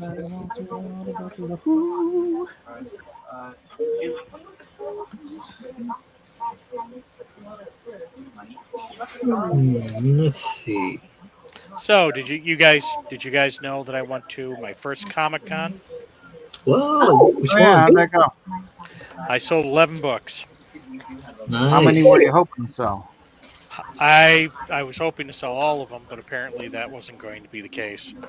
Well, I had, you know, had you only brought 11, you would have accomplished your goal. no, I brought 40 each. See, you were overshooting. That's No, pretty good, though, man. Yeah, there was like 50 people that showed up, so I consider myself pretty lucky. Oh, right? Yeah, it was hellaciously small. Pretty good follow through then. Yeah. Yeah, absolutely. So I hear a Everybody lot who of, showed up is fine. well, not everybody, but I hear that a lot of authors. I hear a lot of authors make like 20 times what they make on Amazon. So we'll see how that works out. Well, not you. Yeah, of course not me. But only Oh, 50 people oh. showed up, so you know it depends on the show. I think. Yeah, no, it was really small, and it was summer, and it was rainy. Wait, summer? Summer is con season. Not up in Houghton Lake, Michigan. It's Summer not? is barbecue and go out on a lake season. Is that train yard next to the tower? Well, in the rest of the country, it's con season. Fuzzy Creature says, "Are you going to have to color for yourself on Shadow of the Conqueror 2?" No. Actually, our colorist, the colorist just got back to me, and he said that he's been bedridden for a month. So I don't know how that excuses the other months, but he said he's got like 20 pages done already, and he started on the second 20. And I'm like, well, show me the first 20, please. So you're done with all your inks. Oh yeah. Oh yeah. Has Shad seen them? This is great. Great, Mike. Yeah, he says, "You're a legend, mate." Oh. This will look great in a leather cover. Leather. That's right. It'll look right. And it will. Comics I'm Bear sure says, fun fact, Italian buffaloes have little wings on their backs. That's where buffalo wings come from. True. That's not accurate. I'm fairly certain that's a lie. What? Comics Bear would never lie. Comics Bear's lying. He's a bear. I don't think bears can lie. No, Well, clearly this one can. maybe he's mistaken. Oh, sure. Given the benefit of the doubt. Maybe he heard it from the comics Buffalo. Everybody wants a comics buffalo. Yeah, that would be a great show. A comics buffalo show. Everybody wants one. Yeah. I found this comic moving. How you feeling, Matt? You got air conditioner running in there? Or you cooking too? Matt's Matt, not you're talking muted. to us anymore. Maybe he's not here. Oh, I'm here. You said, what about AC? I got my AC running. Yeah, Oh, good. it's Yeah. been very hot. Oh, man. I know. Just like maybe 20 minutes ago, I had it off and I'm sweating. I'm like, wait, why am I sweating? Just turn the AC on. Jeez. Yeah, I was sitting here going, yeah, trying to save some money, but sometimes you got to spend a little money to feed. Not sitting in a puddle of your own sweat. I'm sure Becky appreciates it too. Oh yeah, yeah. When she comes home, there's no AC where she works, so the whole day she's in this Oh my hot gosh. box, and then her Wait, car she doesn't. Yeah, and then our car doesn't have AC either, so it's Oh like, my god. yeah. So she gets home, the only AC is at home. I'm sitting here drawing an AC, and she's like, ugh. So I try to kind of help her out when she gets home. That's I had some like Studio Ghibli music playing with a candle burning, and then this AC going, and then I made her some chocolate chip cookies. Oh, that's so sweet. I'm glad you guys are so happy. And I'm glad you got your Yes. Yeah, the AC was like, we used some of our wedding money for the AC. wise investment. I can't Yeah. imagine living without an air conditioner. Inside the second. Is that What's wrong with the car AC? Well, there's parts of San Diego you can live with no AC because it only really gets hot like 3 times a year. Really? Because the Yeah, but elevation you up have, to it. be, you have to be within like a mile of the coast. Yeah, yeah. Oh. Usually it's pretty good. I mean, we just have the windows open and the cool air comes through. We just keep the Wow. windows open. That's pretty much it. But sometimes, like Mike said, sometimes part of the year, like July or sometimes August, it gets really hot. And you're like, wow. It is very different from Florida then. Oh yeah, yeah. No, it's nice and cool sometimes in the morning. It feels great. Aw, so nice. Cool breeze. But yeah, man. The AC, that's a must. Oh yeah. Absolutely. Florida, man. The humidity, I can't even imagine being. I was in Georgia once, and the humidity was insane. Even the airport was like humid inside. Yeah. I remember I went to Georgia did start getting a little humid. I remember when we lost our air conditioner just died like in the summer. And I remember I was just looking around trying to find what we're going to do about this. So I managed to find a place that was advertising some specials. Like, I just had to get the entire unit replaced. And it was kind of awful. But I found a place and I called about it. And I was, telling them what was going on and seeing what we could work out, because replacing an air conditioner isn't exactly cheap. But she was looking at some of the things earlier and like, yeah, we've had our replacement out since since the start of summer, and she was just kind of went, we'll get something, don't worry about it. It's like a state of emergency here if someone loses air conditioning. It's like, nope, you don't mess around with that. It was definitely a mild summer. Summers go, but if the next one rolls around, I mean, oh my gosh, you could start losing people. So we don't mess around with air conditioning. Like, you probably get more people going if you said your air conditioning went out than if a hurricane blew over your house. It's fine. It's fine. Your air conditioning. Like my friend lives in Vegas, and he talked to me, gave me a call, and he said it was 115 degrees over there. Oh, that ought to be against the law. Yeah, but it's a dry heat. Yeah, as soon as they say dry heat, I'm like, dude, that dry heat, it's like there's no kids playing outside. It's just like there's no kids. It doesn't even look like kids live there during the summer. It's like nothing. At least, you don't go outside. You can cook one guy cooked a chicken in his car. He left it in his car. And of course, his car smelled like chicken. Yeah. He wanted to see if he could cook his chicken in the car, and he did. He left it in the car over during the day, and it just cooked the whole thing. Of course, his car smelled like chicken. I mean, I guess that's not terrible. Chicken smelling car. Did it smell like? Know what he should have done? Becky said her aunt cooked. Her cousin cooked cookies in the car. Ooh. It was so hot. Now that's good. You smell like People have cookies. ovens. There you go. Yes, exactly. They're using their natural resources. The burning sun. Can you tell everybody to sit down? Living off the land. Yeah, exactly. Oh, Becky said hello. Say hello. Hello. Hello. Hi! Hello. How are the cookies? I'm sorry? Oh, they were so good! The Becky turned into a demon for a second there. I Very animated. love it. It was great. I was so happy. Just made my day. So much joy. It's the best. I love it. I liked it too. Yeah, He gave me most of them. Yeah. Yeah.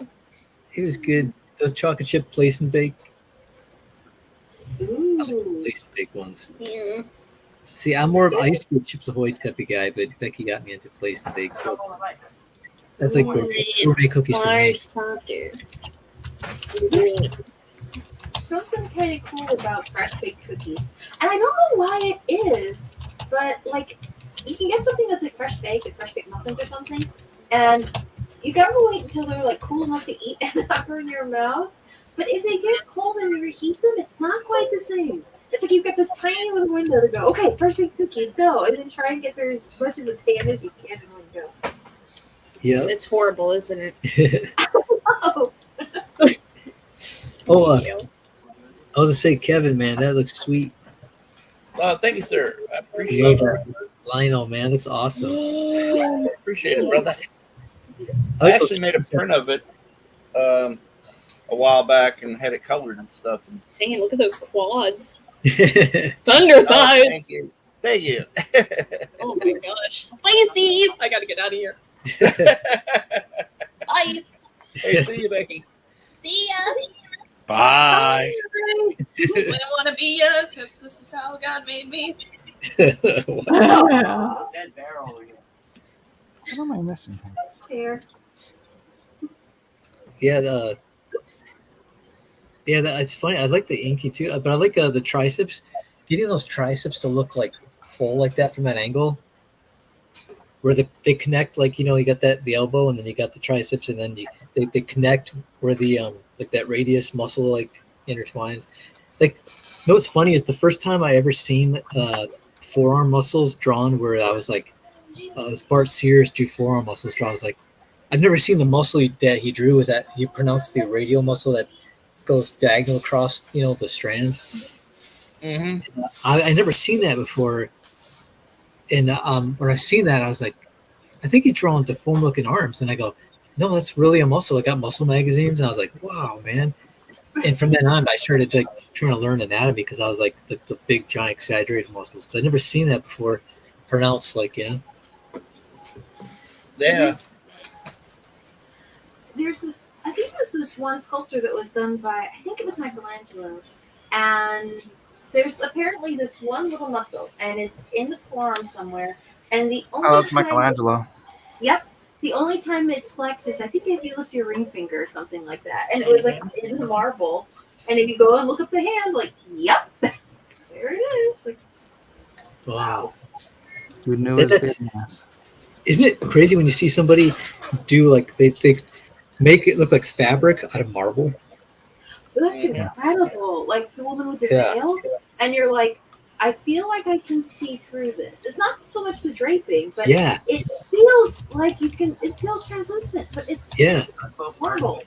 It's like, wait, what? Like, there's one guy, he sculpted a pillow out of marble, and it looks like someone like took their hand and pushed it in the middle, so it's like folded in, and it looks like an actual pillow. And then he like trying to move it, and it's all like heavy, and it's like so weird to see it because it just messes with your mind. You're like, whoa, what? Because he puts it down, it's like clank. Like, why is it so heavy? It's a pillow. And if I still want to take a nap on it. Yep. Yeah. Oh, look at it. I saw this one person, like a woodworker, and he would make like sculptures of violins, but out of wood. And so he was really good at making violins. But he did this one, and he made the violin, but it was like it was liquid, or like it was nothing in parts. So he had like he would like put little props on it to try and keep it upright. And we were like, what am I looking at here? Like, nope, that's all wood sculpture. Like, whoa. But the violin, he did some like cool stuff with violin. That's cool. Yeah. Hey, Mr. Motion says, hi, guys. I love y'all's art, and I hope y'all are doing well. Same here. Oh, thank you. Hope your book's doing well.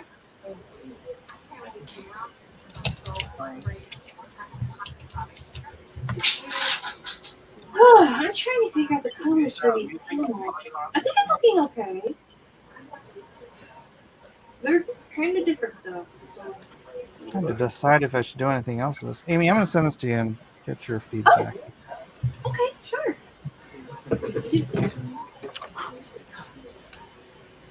Oh, you're doing a Lone Star page, coloring it? Yeah.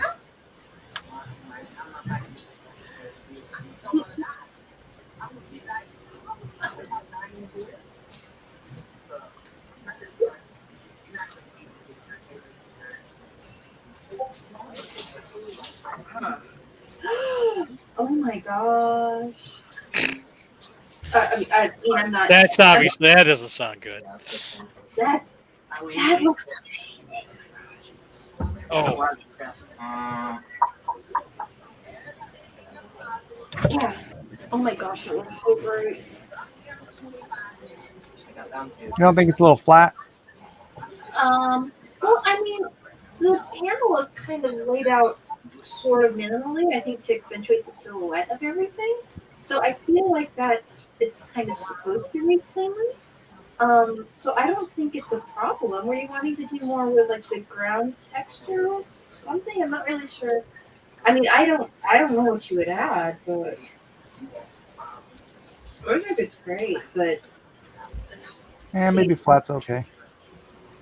Tim, like, are you thinking like for the large panel or for the small one? Hold on, I can't hear you guys. Oh. What were you saying? Oh, what were you thinking with that? Like this, the large panel or the smaller one, or?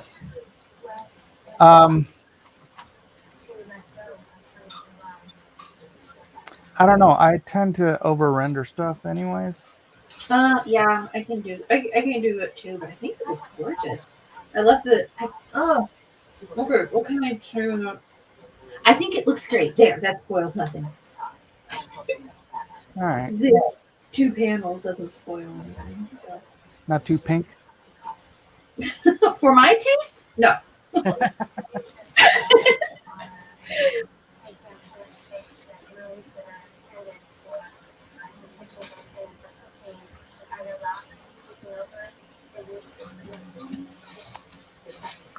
Probably tighten up some of that coloring in his shoulder.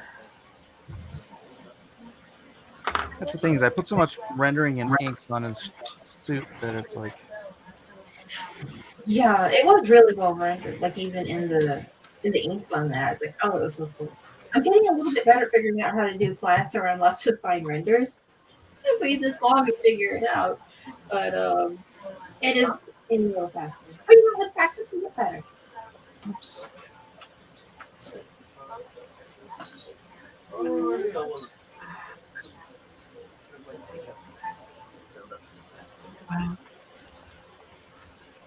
And now I'm getting nothing done because I just have to stare at it. Oops.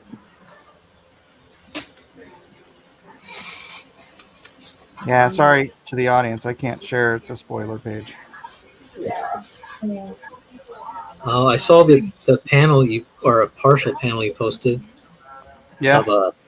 Of Lone Star's new outfit. Yeah. That is cool. I like it. Well, you've seen the whole thing, right? I don't think I've seen the whole thing. Not colored, at least. Oh no, I just finished coloring. Yeah, it looks cool. Thank you. Yes, Adam does art. He's in the middle of coloring Lone Star 3, and he's going to color it himself. I got you covered, dude. Yeah. So actually, what are we down to? Like 9 pages left, I think. Let me think. I Wait, almost count. So you're finishing up the pages that they're dead, and I think is there 3 more after this one? I think I've just kind of been, get a page over there and then finish it, and then get a new and do another one. Yeah, so it's 34 to now 43 plus 19. So 10 pages? It's probably about right. If we get 10 pages. Yeah, because I realized that one of the pages earlier on wasn't colored either. That was Oops. Oopsie. So yeah, 10 pages to go. If we get an odd one out here and there, it'll be pretty obvious you get it to put together. Like, oh wait, this one's still black and white. Okay, throw it this way. Yeah. That might be a problem.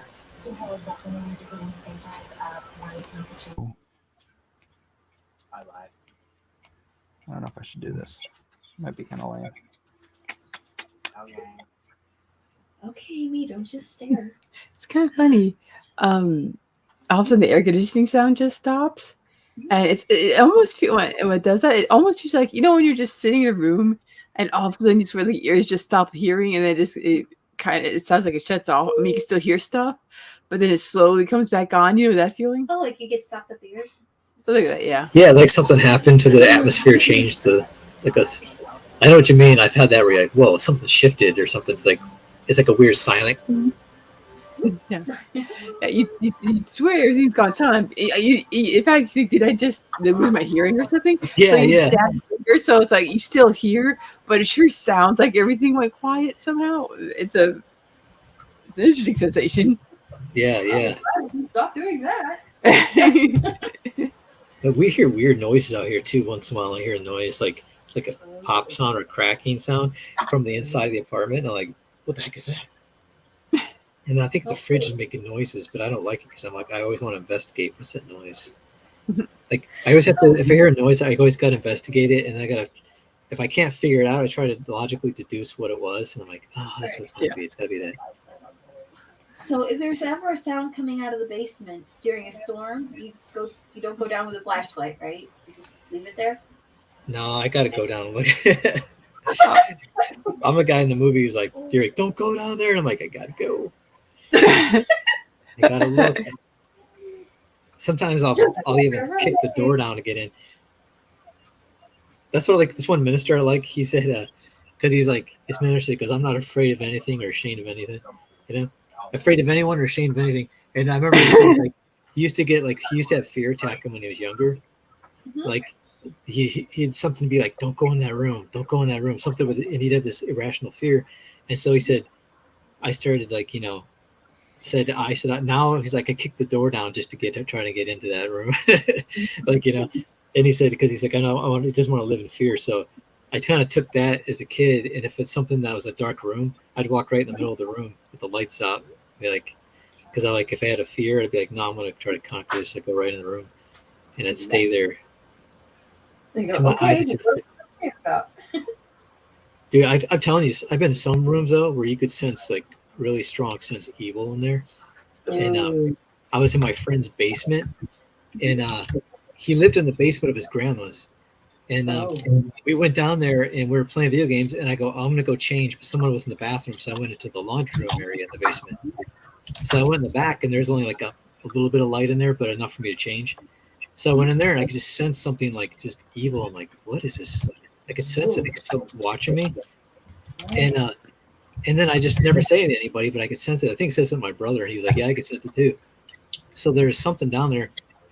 Years later, my friend's sister-in-law said that she was down there folding laundry. And she said she was down there and one of the doors slammed really loud by itself. Like there's no wind or anything down there. It was like slam. Made her jump and scream. She said she ran out of the basement. And I go, it was the laundry room too. The laundry room area. I go, yep. I said I sensed something there. Yeah, it's creepy. But it's funny is that stuff doesn't scare me anymore because like as a Christian I know what it is, right? So like I don't get freaked out by that stuff. I just but I don't try to, but I can sense it usually. And ever since then, he's been embroiled in both comics and ghost busting. I could sense it, man. Like one time my brother and I were walking across the street. We were at a college, community college, and these two guys walked across the street past us, and they didn't look at us, didn't say anything, they didn't give us a dirty look or nothing. They just walked past us, and I could just sense that these guys were evil. I don't know why. These guys were evil. I just sensed it. I don't know why. And I didn't say anything to my brother. We're just walking, and then like a few seconds later, my brother's like, "Those guys were evil," and I was like, "That's what I sensed too." Dude, like I know, right? Yeah, they were clean cut looking guys, looked like just preppy average guys, but for some reason I could just sense it, man. And then I was like, "You're not a demon." You ever see that Bill Paxton movie? Which one? Where he's like, "You're not a demon, are you?" Remember, he'd always. Oh yeah, that's Fragile. Fragile. Frailty. Frailty, that's it. Yeah, Frailty. That was a great movie. Yeah, that was crazy. Low budget, great movie. Yeah, twist ending, man. A twist to the twist. Very twisty. It was a twisted movie all around. Oh, which reminds me, there's something kind of like that. It's the movie with Sean Patrick Flannery. It's called Nefarious. Nefarious, yeah. I've never seen it, but I want to see it. Is it any good? See it too. I don't know. I haven't seen it. I want to see it, but basically, yeah, it's like the premise is he's a prisoner on death row, but the warden thinks he's trying to intentionally act crazy, faking it so they won't execute him. But he's saying he has a demon in him. So this guy comes in, the psychiatrist, and he finds out that it really does, right? Well, that's the movie. Well, the psychiatrist is an atheist, so he doesn't believe in demons. Yeah. And then, like, he's like, "Oh, prove it then." And then, like, one of the light bulbs in the room breaks. And then the guy's like, "Probably was coincidence." So, like, when you go into a strange house, do you just, like, randomly stop and scream, "Go towards the light"? No, I try not to. I don't say anything to anybody. I just go in there, and sometimes, once in a while, I could sense something. I'm just like, "Whoa." And I don't say anything unless... Yeah, I sent like my cousins. I had a cousin's house. I could sense something there, but I never said anything. And then years later, he's told me a story that happened to him, and I was like, "Yep." And years later, his whole family was killed by a demon that lived in the basement. He said he was I by didn't want himself. to say anything though, because He was by himself in the house watching TV, and he said sitting in the chair, and all of a sudden he felt like something walk right up to him and stand in front of him in the living room. He couldn't see anything, but he could feel it. And he goes, and I was just like, I didn't do anything to you, man. Just leave me alone. That's what he said out loud. And I was like, dude, I was like, yeah, I didn't want to freak him out before so I could sense something, but I'm like, yeah, I just said, yeah, dude, I knew that, man.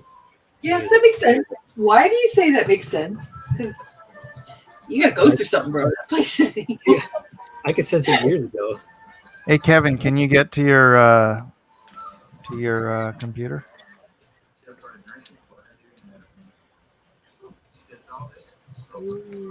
Oh, what do you mean? What for? Can you get to your Discord? I will jump on it right now. Okay. I've got an iPad close by. Tell me if this is too pink. Let's see. At least it's When we're dealing with pink, it might be too pink. I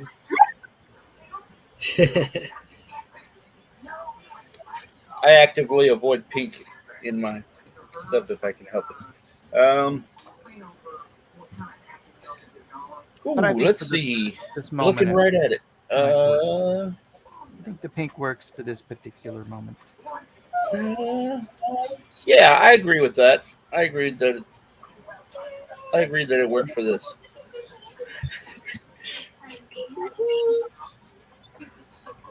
Yeah, I don't have an issue, other than wondering if it's too intense for the printing, the CMYK or whatever. Oh, yeah, you never know until it prints. Yeah, exactly.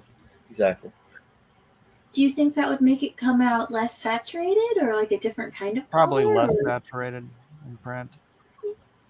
Well, I guess if that works out though. I gave them this, they printed that, and that's okay too. Yeah. But I think it looks good. Or at the very least, it'll come out gender neutral. I love. And this is from somebody who hates the color pink. So You hate pink? yeah, What the heck? there's something about it, man. Such an ugly color to me. Whoa, really? Yeah. I guess I can't work all my pink shirts around you. Like I like purple. Purple's cool. It's funny. It's funny you say that because the only clothes I have, I just noticed my closet's all gray and black. That's all I wear. I'm like artist, and all I have is gray and black. So what's Doug Tanampel been up to? About 6'7". Yeah. Oh, You talked to man. him lately? It's been about a month or two.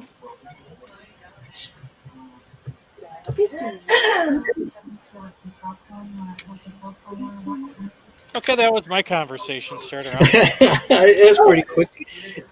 Pretty easy, Well, quick. Did you have a follow-up question to have you talk? No, I just general information. Yeah. Still alive though. That's good to know. It's been a Right? month or two. He's still alive. He just had a birthday yesterday. And he'll probably be coming out to San Diego next week for Oh, you think I get a Comic-Con. chance to hang out? I wish I could do that. Yeah, we usually hang out. Are you going to Comic-Con, like you said? Yeah.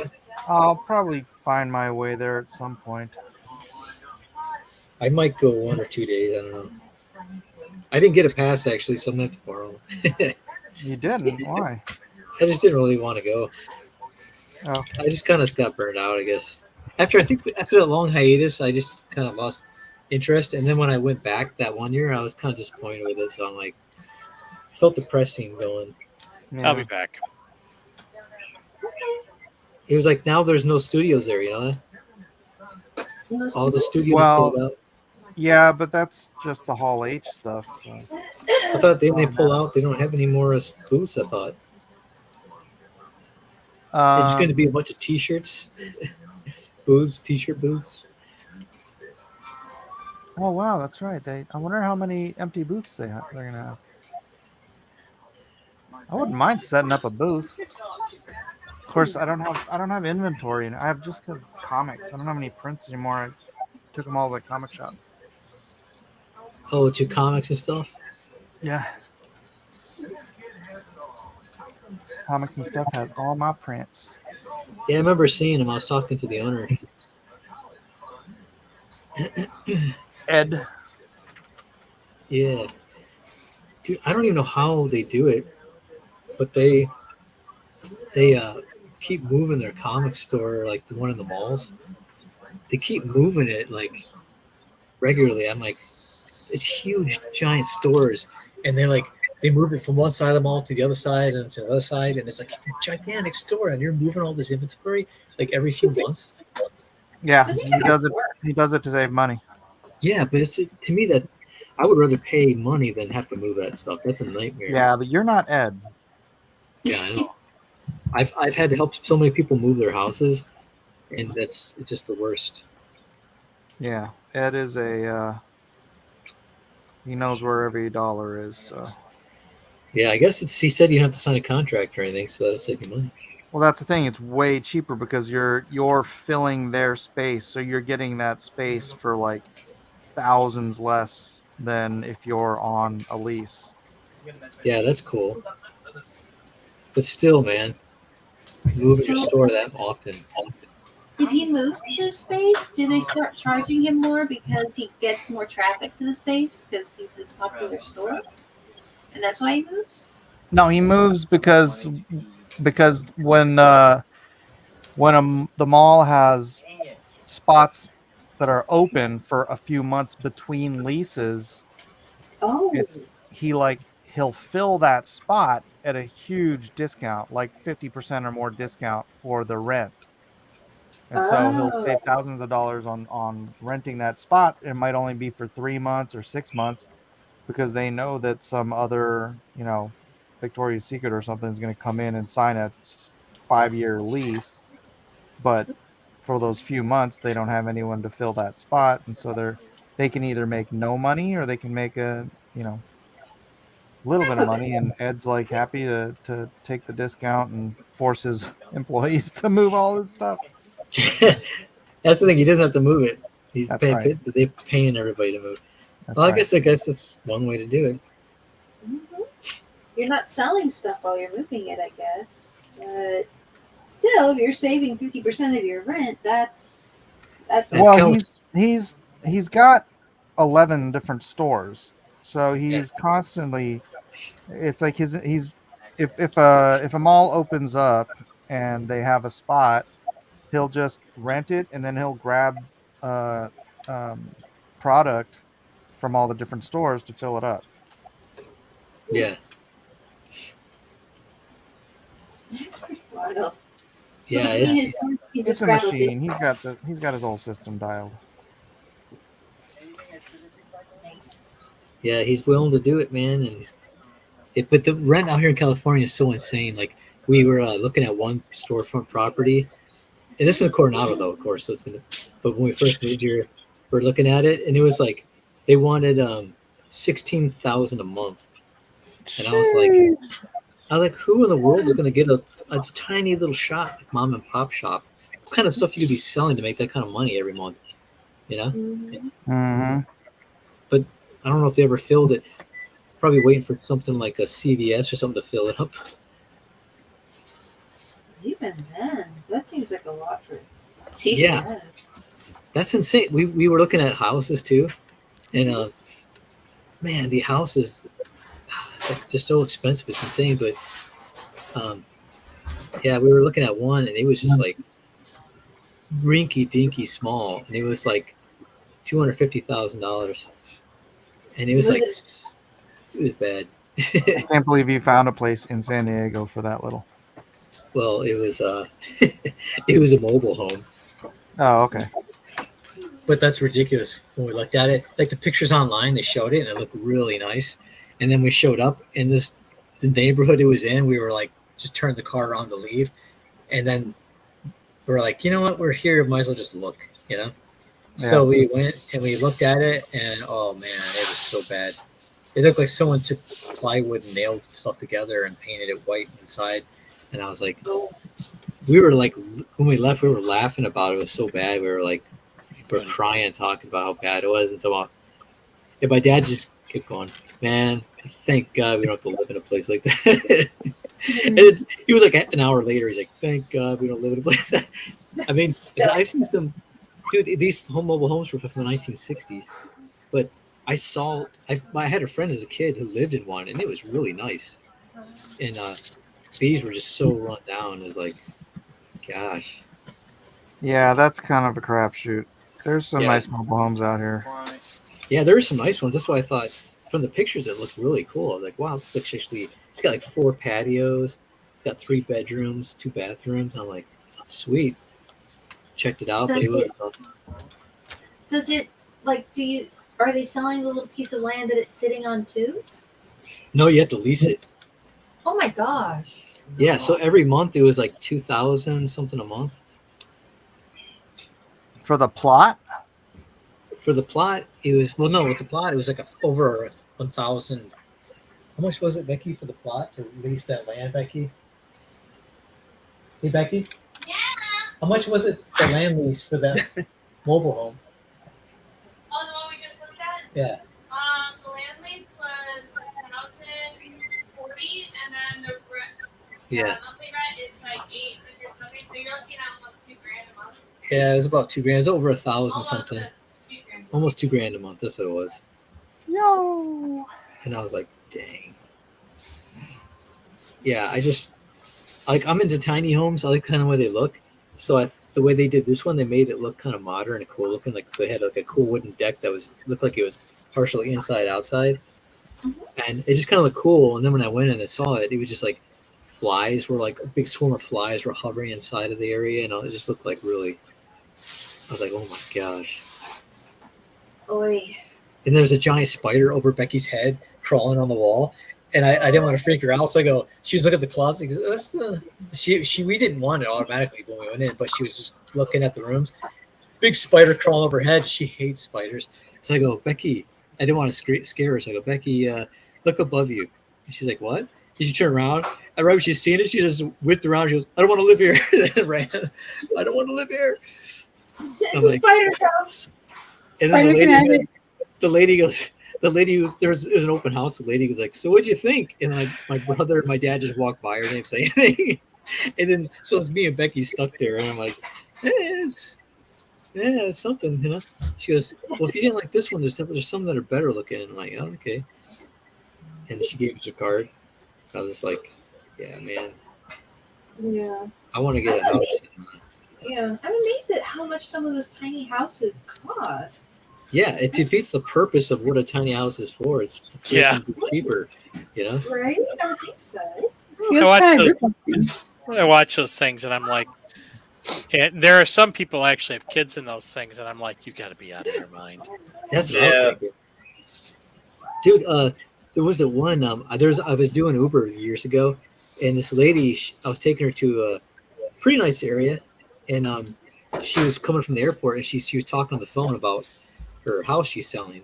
So I pull up to the house and I go, "Hey, I just want to know how much is the house you're renting?" I think it's renting. And she was renting it for, can't remember if it was $4,000 or $6,000 a month. Yeah, that's how much my house would rent for. Really? Yep. I go, man, I have to be smoking a lot of crack to be able to. My mom and dad had a 3-bedroom, 2-bathroom, upstairs, downstairs, finished basement with a living room, 2-car garage, and it was like $780 a month, $700. When? Well, this was just early 2000. And where? Oh, Michigan. Yeah. It was a really nice area too, man. Like nice neighborhood. People manicured their lawns. It was just like it looked like a suburban, like picture perfect place. Kids riding their bikes, and school down the street. And now I guess it's and your neighbors freeze to death in the winter. Yeah, Planet Hoth. It's not that bad, for Christ's sakes. A little snow. Did someone look up how many people freeze to death in Michigan every year? I know, I almost did. Dude, those are usually the people sleeping out on the street. And that's I'm not joking about that either. Or sleeping in your bed when your heater goes out. Yeah. Dude, our heat went out one time, and I was sleeping under like 2 blankets that had winter jacket on and 2 pairs of sweatpants. Yeah, we've had a couple of those where the power is out for 17 hours. Yeah. Oh my gosh. So Yeah. Dude, I tell you, when I lived there, I was shoveling the driveway, and I just said, I'm never gonna live here ever again. I was like born there, but I'm like, you know what?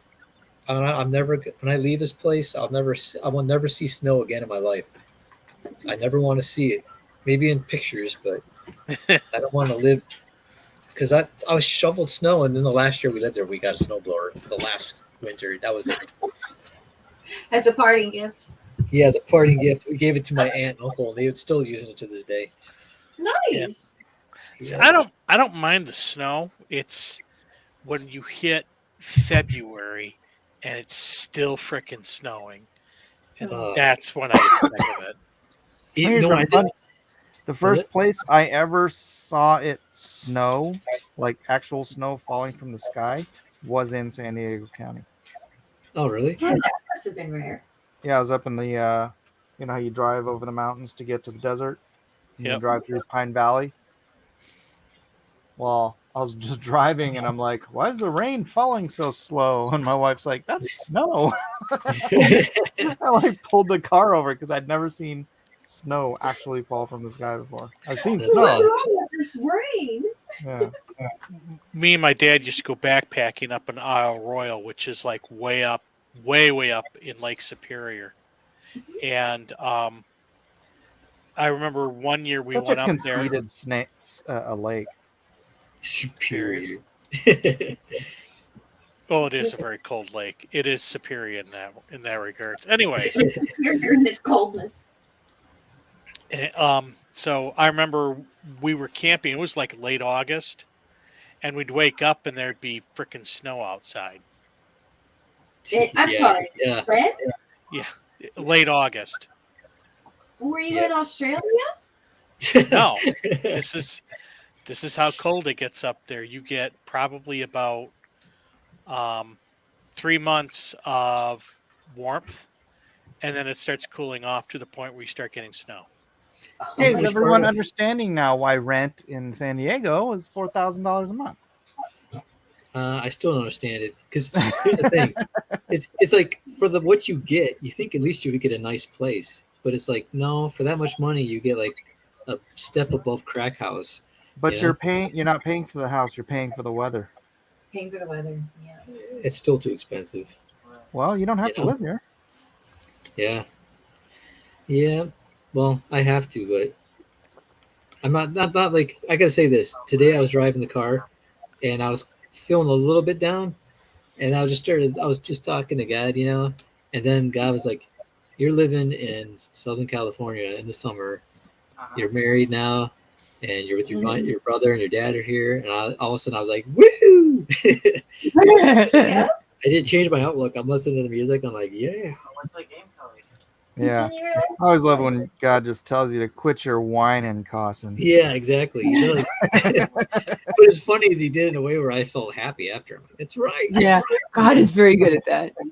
Yeah. Was it you're saying, listen, they did research that the part of the brain that processes anxiety and the part of the brain that processes like things that you're thankful for and gratitude, they actually can't operate at the same time. Oh, really? Yeah. Mm-hmm. If you can think of something that you're happy about, then the anxiety just kind of. Yeah, that's good. Oh my gosh. No, that's not right. Oh. Yes, fuzzy creature. It is the great lake they call Gitchigumi. Gitchigumi. I love that. Actually, right here. Gitchi is an Algonquin word, which I believe means great.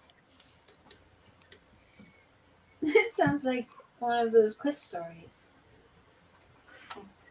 Is it the Indian name, right? Yeah, Algonquin. Yeah, it's funny. I'm actually, man, I was so diehard into Indian stuff when I was in high school. Like we were actually go to powwows out in Michigan, like on Yep. a regular basis, and eat fried bread.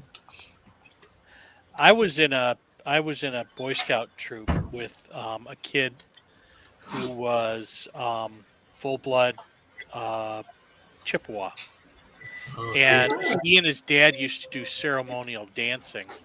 It was like a Oh, a family thing, and they used to do this dance with flaming hoops.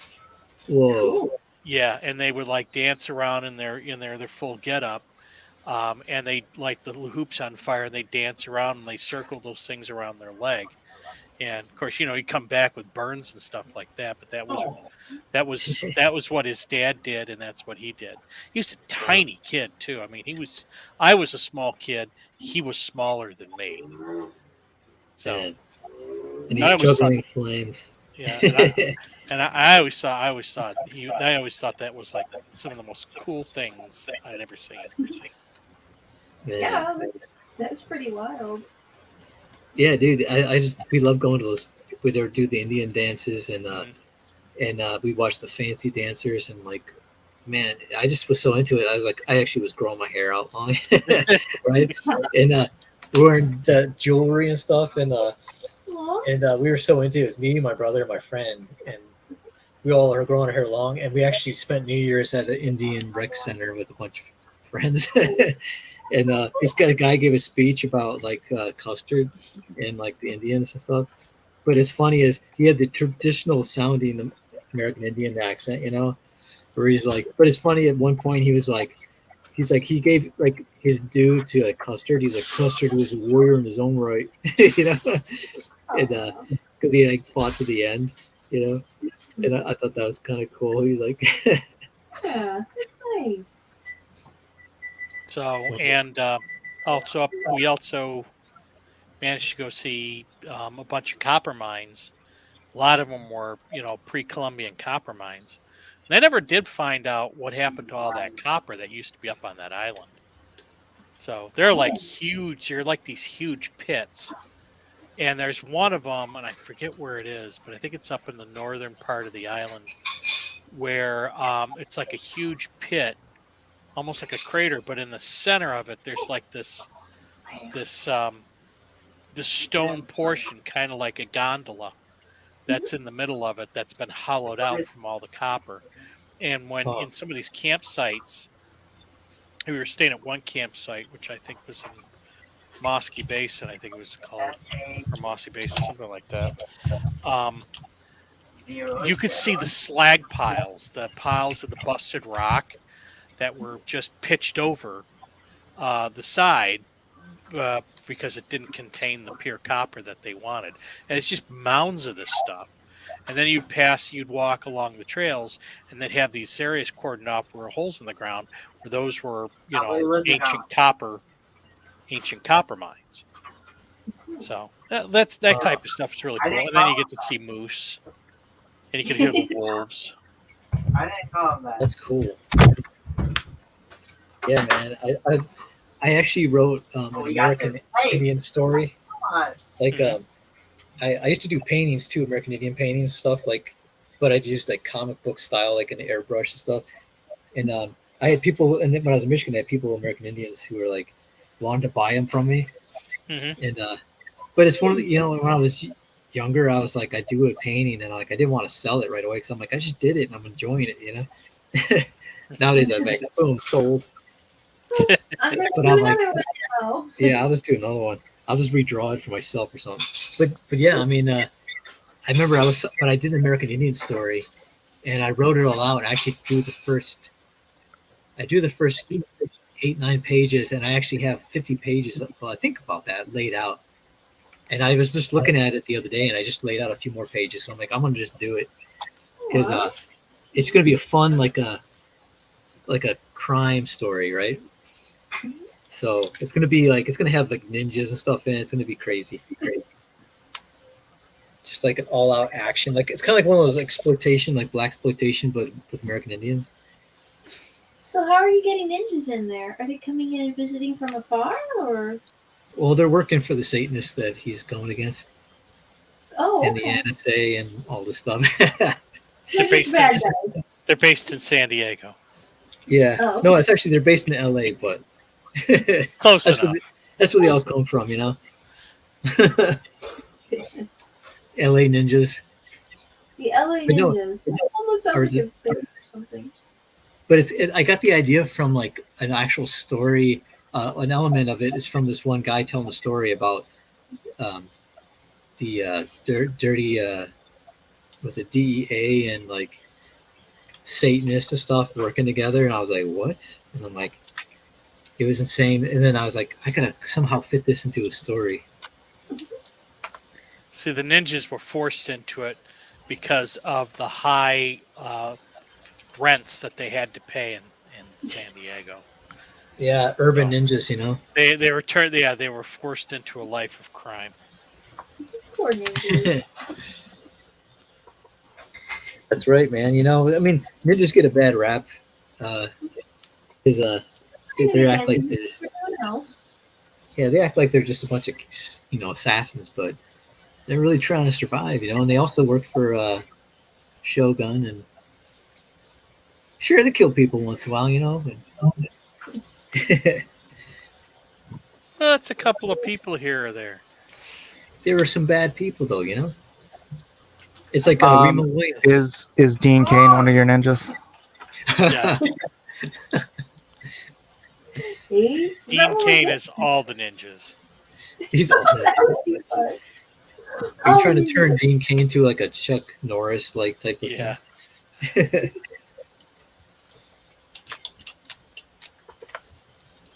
Chuck Norris, man. I guess did you see they came out with a video game with Chuck Norris and Michael Rooker and all these different actors playing themselves in this game? No. Oh, interesting. I don't know. I can't remember if it's Vice City, but it's like they're doing the voiceover, but the characters look like themselves when they're younger. So it's like, the stereotypical, like, Chuck Norris cowboy hat, sunglasses, and a mullet. And then they have like Michael Rooker younger, all like, like he's a punk. And it's like, but they're like in these games, like being like an 80s style, like, tough guy. And I'm like, it's kind of a cool idea because they're older now. So putting them in a video game where they're still their voices. Yeah. Kind of cool. Fun idea. There.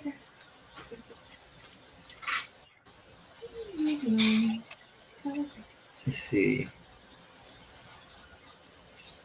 We do that with Dean Kane, though. That's my point. You do it with Dean Kane, Mike.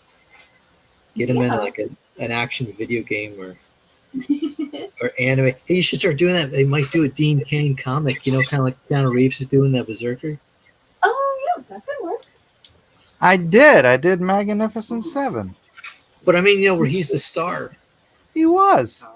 Well, yeah, I mean, really Trump. No, but like really the star. Yeah, I'm talking like, the main. He was. Well, you know what I'm saying. Trump was really the main. No, Trump was barely even in it. Yeah, but it's based off of Real things that happen. Dean Kane was the Professor Xavier of the Magnificent Seven. Yeah. Well, then we should make it another one of those. That'd be great. Another one of those, yeah. Say it real fast, and it's not that big a deal.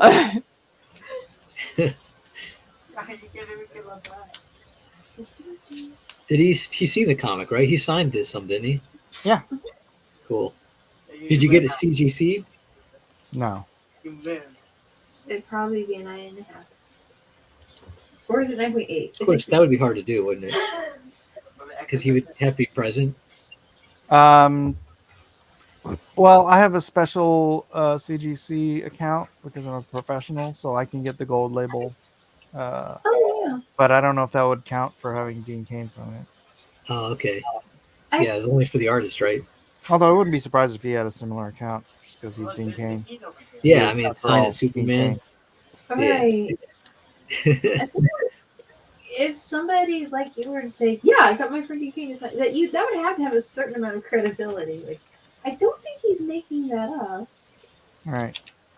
I did a CGC signing with Eric Minokowski. Oh, yeah? Like we did. I signed the cover I did in front of one of the CGC people at that show. I did a show where Aaron Lepresti showed up, and he was doing the same thing. Oh no. I'd never seen those before in action, so it was kind of cool. What the heck is that? They have a witness who witnesses you sign the books. Yeah, that's what I did. The first round of Lone Star books, I took them to, I think it was a con in LA, to their, maybe it was WonderCon, and then I dropped them all off. I signed them there in front of their witness, and then they gave me the account where I could just send stuff in. Oh, that's cool. CGC.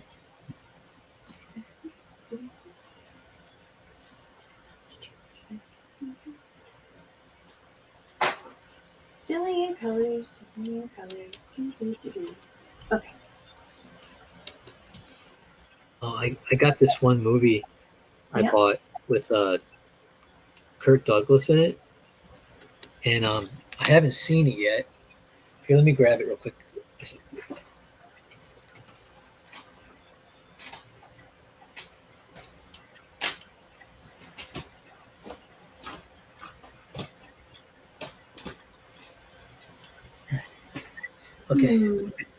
Okay, I got it. It's I got two movies I want to see. I didn't watch any of them either.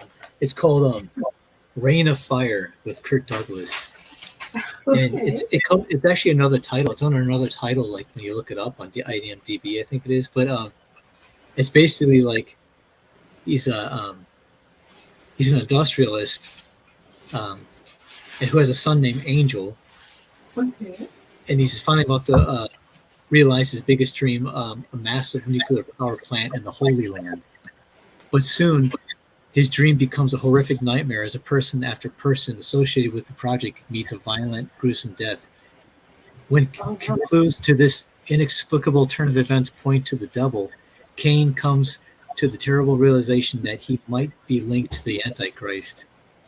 Perhaps even through his unborn youngest child. Will Kane find the source of the devil's apocalyptic plans in time to save mankind? It's so weird. Sounds pretty. That's Kurt Douglas. I'm going to go with yes. Yes. Right when I seen that, I'm like, I got to see this. I saw the trailer of it. I'm like, and then I got another one that's almost like in the same vein called The Magus. The Magus, and it has what's his name? Michael Caine's in it. Anthony Quinn. And Candice Bergen, and it's based off of a novel by John Fowles. The Magus, filled with plot twists and dazzling moments. It's an English school teacher accepts a job on a small island in Greece. It turns out that he is replacing a man who committed suicide under the mysterious circumstances. And things get stranger. Things get stranger when Nicholas is befriended by Maurice Conscious, who is Anthony Quinn, a wealthy man known as the Magus, or a magician, and Lily, Maurice's beautiful girlfriend. Eventually, he finds himself caught in a web of a bizarre, sometimes violent mind games as he falls deeper under the spell of fantasy and reality being blurred until ultimately he's in a desperate fight for his own life in this thought-provoking thriller that will leave you guessing until a shocking end. But it looks like Anthony Quinn, some leader of a cult or something. And it looks. I saw the trailer of this one. Michael Caine's really young, and it just looks like whoa.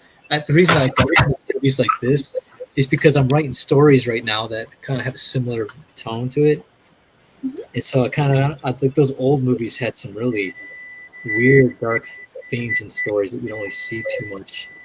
But I think they were. Oh, that's the cookies. All right. Cookies are done. Yes.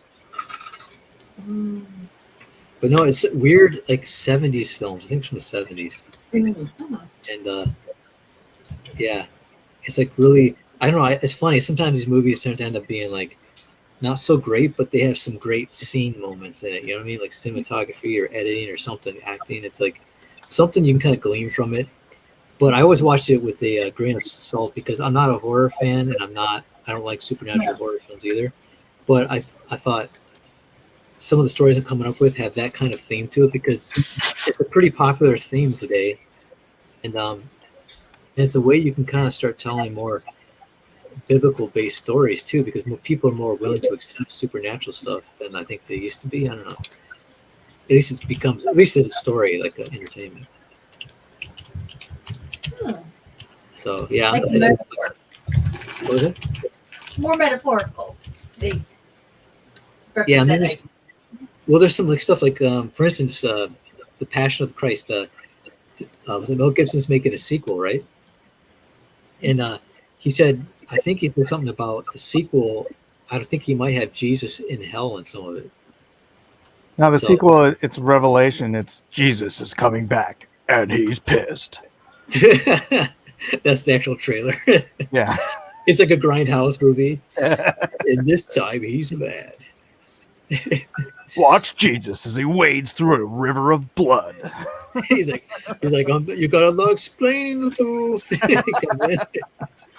Judgment with the 50 cal.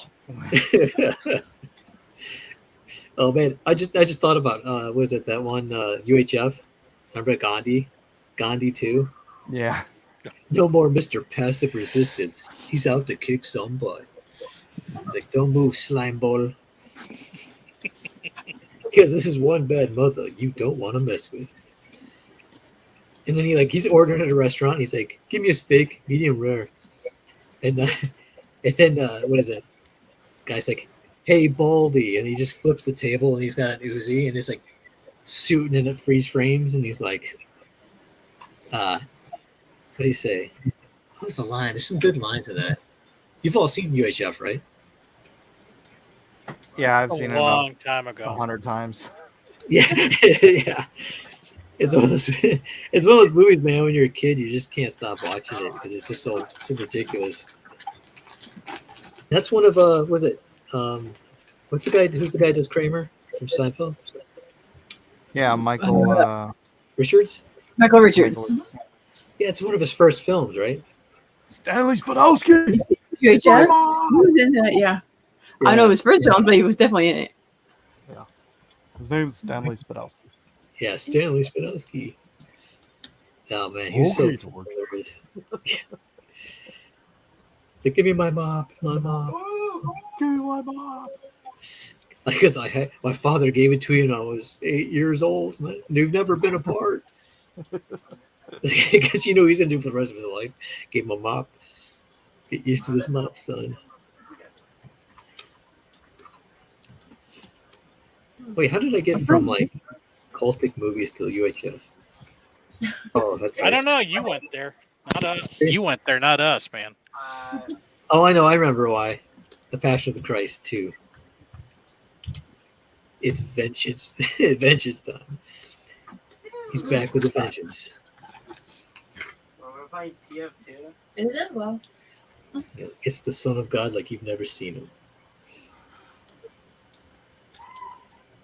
I'm trying to figure out how do I get. I legit want to see that trailer though. Can I help it out? Well, he said that. Are they filming it now? No, I mean the trailer for For the actual Passion 2. Yeah. Yeah, man.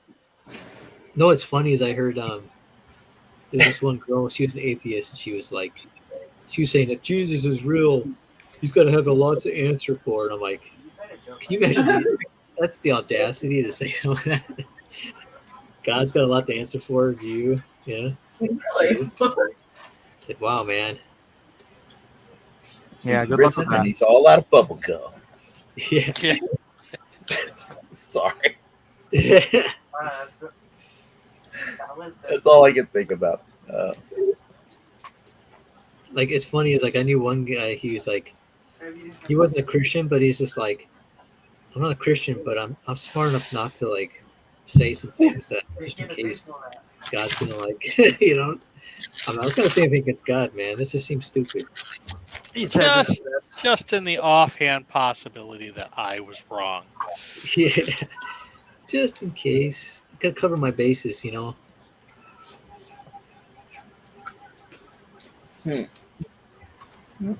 Remember the Mummy?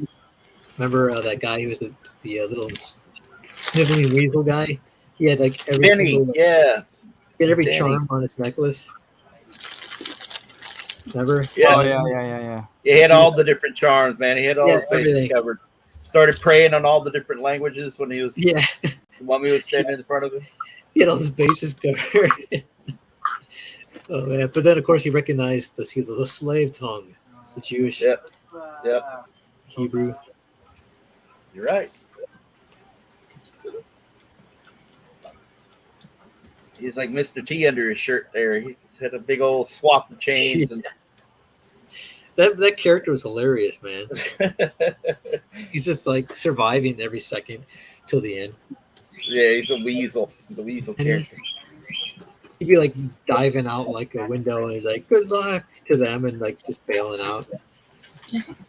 Yeah, Stephen Summers liked that guy or something like that because he was in a bunch of Stephen Summers movies. Really? He was in that. What's that one movie? The Van Helsing with Hugh Jackman. Oh, really? Yeah, he was Igor or whatever. Under all that makeup, man. That's crazy. Yeah, because he was. That Remember, he whiny was. He was shocking the werewolf with that prod or whatever. I think it was a werewolf, and Dracula goes up to him. He goes, "Igor, why do you torture that thing so?" And he just turns around and goes, "It's what I do." It's what I do. Like I don't know. Oh, that's funny. Yeah, it's what I do. Oh, did we talk about that Nicolas Cage Igor, not Igor, but Renfield movie last week? Oh, did you see it? Yeah. Is it good? I liked it. It was fun. Is it kind of gory? Oh yeah. Oh yeah. Oh yeah. They always got to make gory, huh? It looks like he'd be funny, but yeah, it was funny. It is funny too. It's Evil Dead 2 kind of.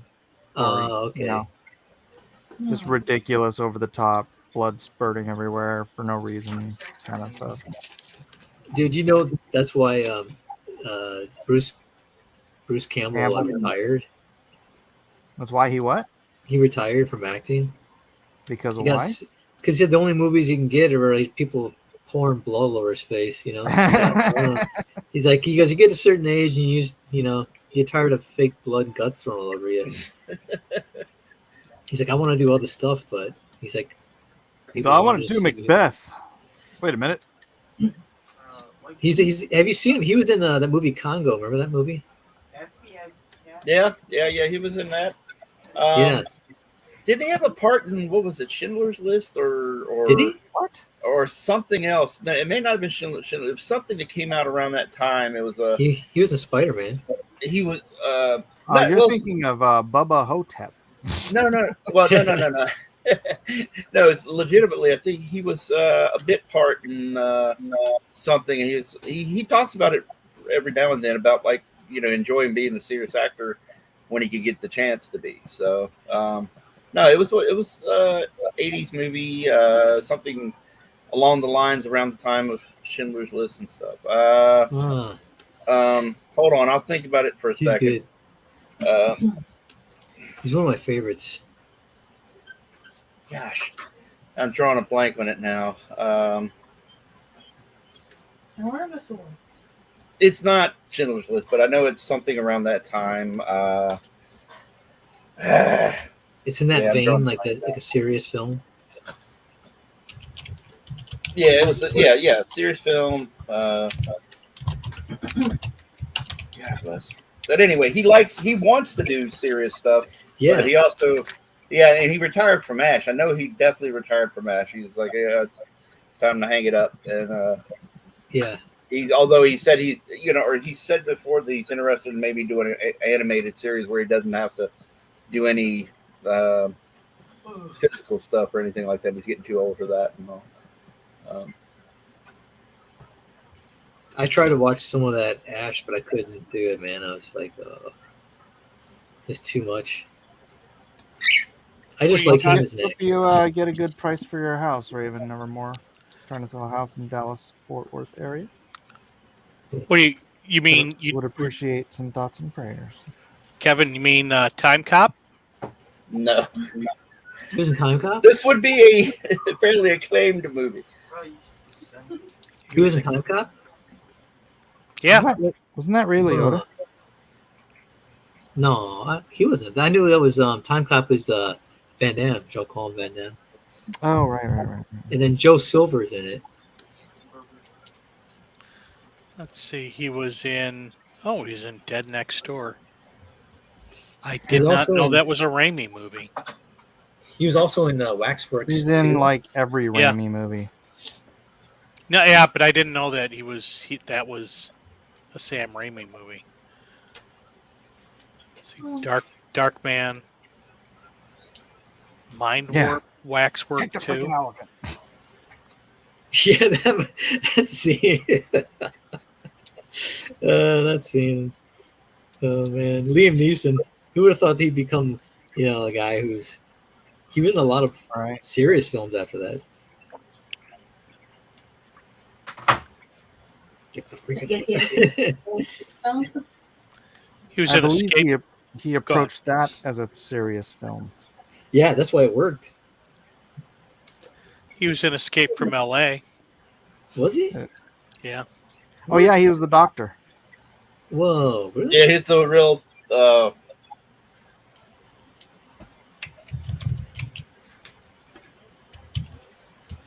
He was the plastic surgeon dude, whatever. Whoa! It was something he mentioned in that interview, and I know it's been ages. I'll have to track it down. It's one of those things where I'm drawing a blank on.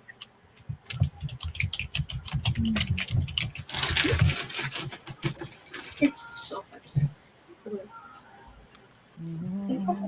The Majestic. Well, I know he was in that, but no, it was something older. I'll think of it. I'm pretty sure. I hate when I bring up something and I can't recall it right offhand. Because I was when I read the interview with him, I was like, "Whoa, he did serious stuff." And I was like, every now and then he wants to do serious stuff, but he's always kind of doing more of the comedy and stuff. Typecast? Yeah. I guess either can be fun, but mixing it up is probably kind of good too, having a variety of things. It is funny when you think of like a movie or something, you're like, darn, the name's right on the tip of your tongue. It's like, I can remember everything about this except the name. My dogs are being loud. I'm sorry about that. You're fine. Dogs bark. That's what they do. Okay, let me pen. Okay. That's why I put a sticker on it so it would show up in the dark. Disappearing. There it is. Maniac Cop. Oh, Maniac Cop. I never seen that. I wanted to see that. I put it on my list on Tubi. It's one of those movies as a kid I'd seen the trailer, but I was like, I can't watch that. Now that I'm an adult, I'm thinking maybe I could take it because it's one of those, maybe you have some funny, kind of cheesy moments in it. But there's one movie that's good that I don't know if you guys have seen. It's called it's pretty cool, like B movie, action movie with Dolph Lundgren. It's called I Come in Peace. Oh yeah, with Dolph Lundgren. Yeah, Dolph Lundgren and isn't he like an alien or something in that or something? No, he's an alien hunter. Yeah. Oh, okay. There you go. Okay. It's like Matthias Hughes. Matthias Hughes is like this martial artist guy. He plays the alien, this big blonde German dude. Oh yeah. The blonde German's the alien? Yeah. As opposed to the big blonde. Big blonde dude. Dolph And then Lundgren in there. Dolph Lundgren's actually brunette in the movie. He dyed his hair brown. Oh yeah. Was that right around the time he did Punisher? Yeah, it probably was. I was gonna say that would make sense that his hair's still colored or whatever. Dude, man, Punisher. I still love that film. I think it was such a low budget movie. I think they did a good job for how low budget it is. The guy who directed it was the guy who he edited all these big name movies from the 80s. Like, it was one of his first directing jobs. But he was an editor. But man, I still love that one. I like the movie you did with Brandon Lee, Showdown Little Tokyo, I think it was. Yeah, that was good too, man. I'm pretty sure if I go back and watch it today, it's probably really bad. But I loved it when I was a teenager. Oh yeah, the reason I like these movies too is like those type of movies, is because they're fun to watch. You know. Yeah. It's like nowadays movies. I don't know. They try to be like not just too serious, but they try to be like corny, like in a disrespectful way. That those other movies weren't trying to be corny, right? Like you said, they played it serious, but it ended up being cool because it was just like the way they did it. If it was like played up too hammy, it would be like, eh. Because you can tell this is kind of like they're trying too hard. Right. On here. Well, he was on an episode of the X-Files. Yeah. Uh-huh. Oh, that's right. Yeah.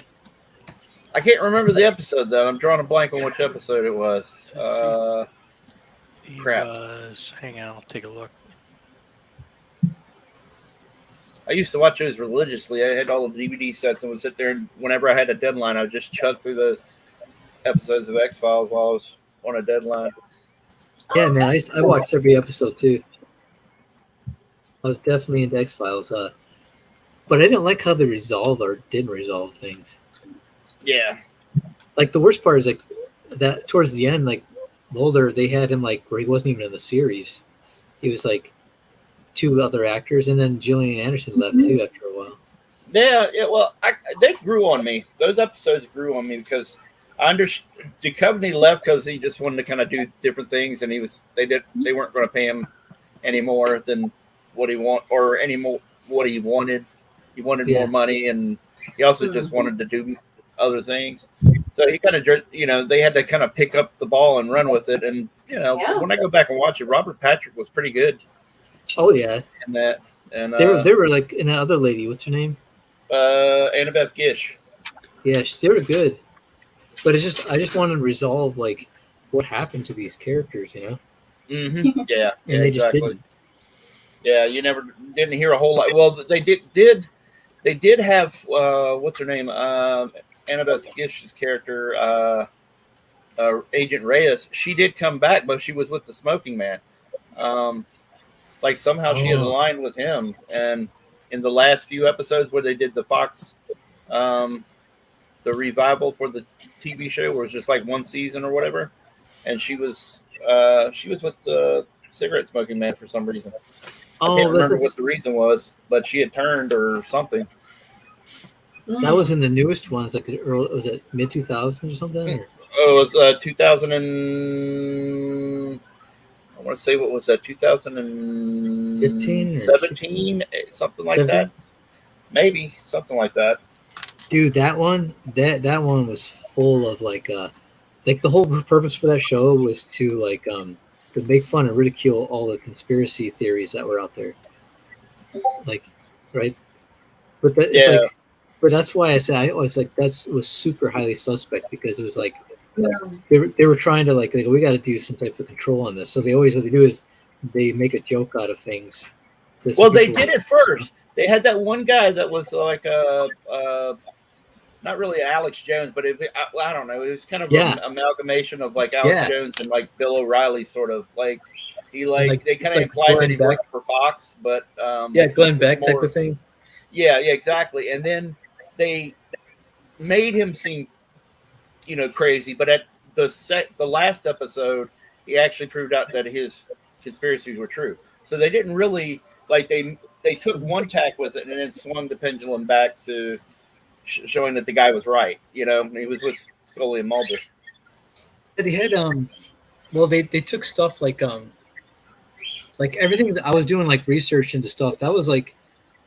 Well, before that, I was doing research where I was going down the rabbit hole, and I was like finding out things like theories and all these different things I never heard of. So I was like, man, that was just crazy time because all the political stuff going on. But the stuff that I was researching, I never heard anybody talk about it. And then when the X-Files came out, they were talking about everything I researched. Like, Like they were covering everything, and I was like, what the heck? But they were like kind of making fun of it too at the same time, like on certain things. Like they had the alien come down from space, and he was like mocking conspiracy theorists and stuff. That was a weird one too. But I was like, then they did the one with I was studying the World Sentient Simulator, and then they did a whole episode on that where the lone gunman came back, and he was virtual reality of the gunman was talking to him through a cell phone. Because I didn't like that they killed off the lone gunman. I thought that was like a missed opportunity right there, man. Yeah. Well, I guess it was them to resolve the TV series, because the TV series didn't do well. So I don't know. I mean, I guess it was to try to get some closure to the characters, and yeah, I don't know. Yeah. Because dude, I enjoyed that show, and then I found out that was it, right? And I'm like, I thought, okay, they'll probably kill them off, and then they're gonna have them come back, and I'm like, nope. Yeah, and then they would have them in flashback episode, or they'd have flashback scenes with them in some episodes of X-Files. Like they bring them back every now, sporadically, but they would bring them back. Yeah, I mean, I think nobody even noticed I was gone, did you? Yeah. Well, I noticed that you weren't saying anything. I wasn't looking at the screen. My internet went down again. We didn't notice, honestly. I thought you went to go get some food. Screen. I didn't see the big blue ball. Did you get something to eat while you were gone? Mike, did you get any meat? No, I ate before. I had a couple of hamburger patties and an egg on top. And attacked the neighbor's dog. I don't know what you're talking about, Jeff. Per usual. Hey man, I'm funny. Looking. Jealous.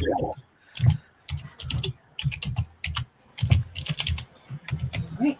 Who's typing? Oh, that'd be me. Man. Oh yeah, everything vibrates from the table to the. I'll stick in my lap in the future. There we go. Sorry for that. No worries. Not a worry. No. See, I guess I can go ahead and upload the PSD file. Gosh darn it. Oh no.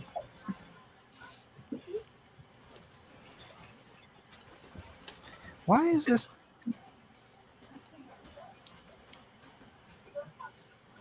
Error. I see. What drawing is on screen? Is that Coffin? Yeah. Yeah. Oh, okay, cool. Hello, Nolan. Nolan. Shh. You snuck in here like a ninja. But I'm Chinese. We don't A chinja. Close enough. What'd you say?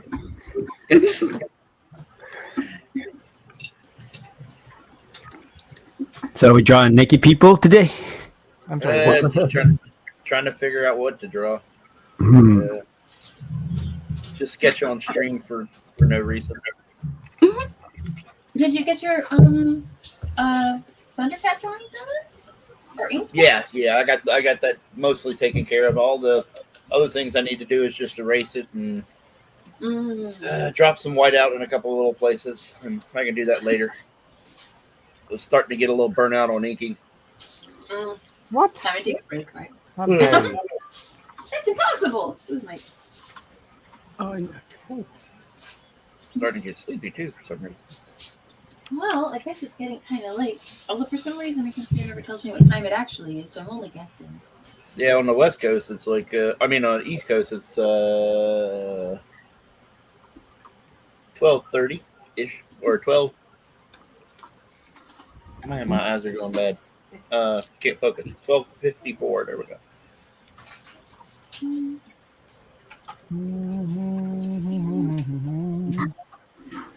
Nolan, Mike. Wow, you're How you loud. Hold on, let me adjust your mic. All right, try again. Hello. All right, that's better. Hmm. How are you doing, Nolan? What are you doing here? I'm trying to decide if I should click on approve for my proofs for my new book. Oh, got a new book, So huh? I've been going on and off on them, making corrections, and I think I got all of them, but I'm scared, man. I'm scared. You get it. Just do it. Yeah. Do it. Just do it. Bite the bullet. I think I got You're it not, all. you There's don't want always it to go. one thing that's missing. Do you think you'd ever notice it if you didn't hit submit first? Like, if there's that one thing that's always you forget until you look at it in print, would you ever see it? Or would it just stay invisible if you never approved the thing? It's usually, I don't know. I always wonder if I can make it a little bit more professional looking, so that it doesn't look like it was made by some schmaltz like me. I'm Well, sure here's the it thing. You can think of it that way, or you can think of the professional thing to do is get it done. Yep, I got all 90 pages just wrapped up. Just have to hit the OK button. Oh crap! I found something. Sweet. I just found something. I hate that, man. It's like every time I upload, I just finished the page, whatever it is, I upload it. And right after I upload it, that's when I see whatever my freaking mistakes are. I'm like, Yeah. I don't want to upload it again. Jeez. Okay, you leave it that way? No. Yeah. Gonna upload it again. Then I'll be happy about it.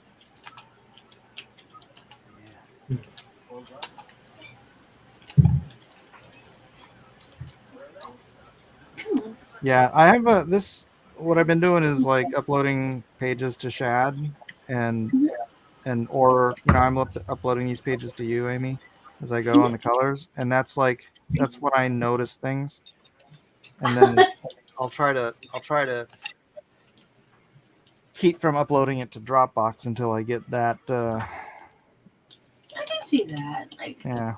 I try to get the pages like as Yeah. tidy as you can before going there, but you can always upload them again. Because looking at them at like a different scale and stuff was when things start popping off. You know that's true because when you're working on them, you're focusing on one tiny little area, and then one tiny little area might look fine, but then when you stand back and look at it, you're like, this might flow better if, and then Yeah. I think it's weird that way.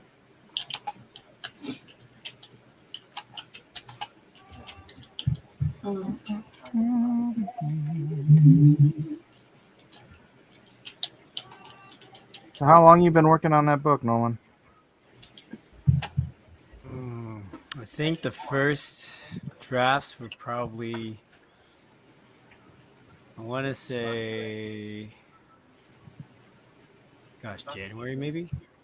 Like there's other things I was working on in between, but it's I think that's kind of when I started writing all the way to the end. So but I would have to say this is probably, I feel like I put in enough effort to not feel like I'm. And this is your haiku book? Yeah. So this is the third one. That's fun. So I actually got back from doing a fair, a Japan fair of all things, because I'm Chinese. Book, right?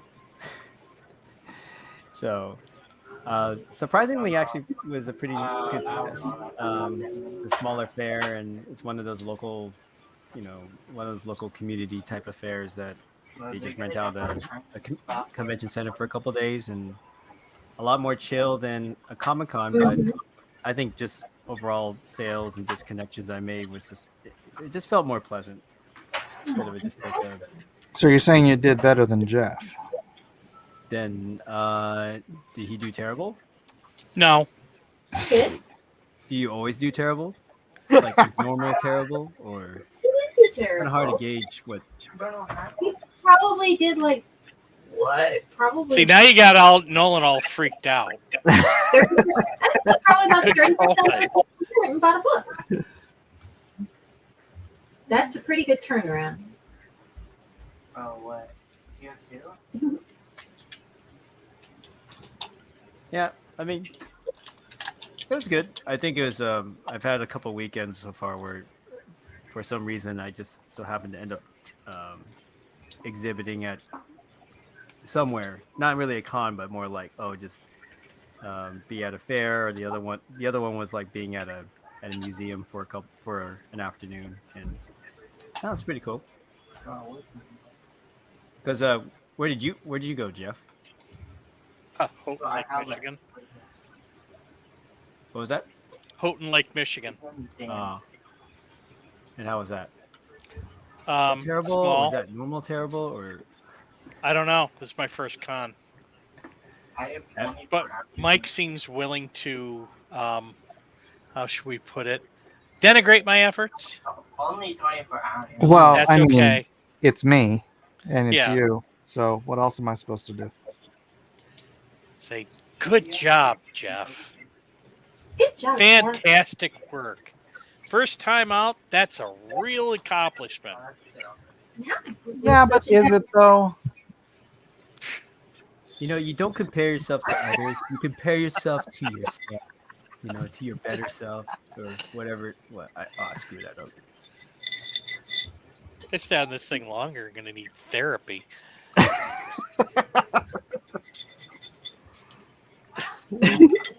Wait, so how was the response to your, or how was the response to your book? Some interest, leads, or?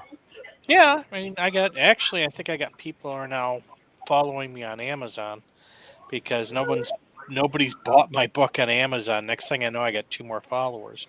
So I think it's probably people from the con. But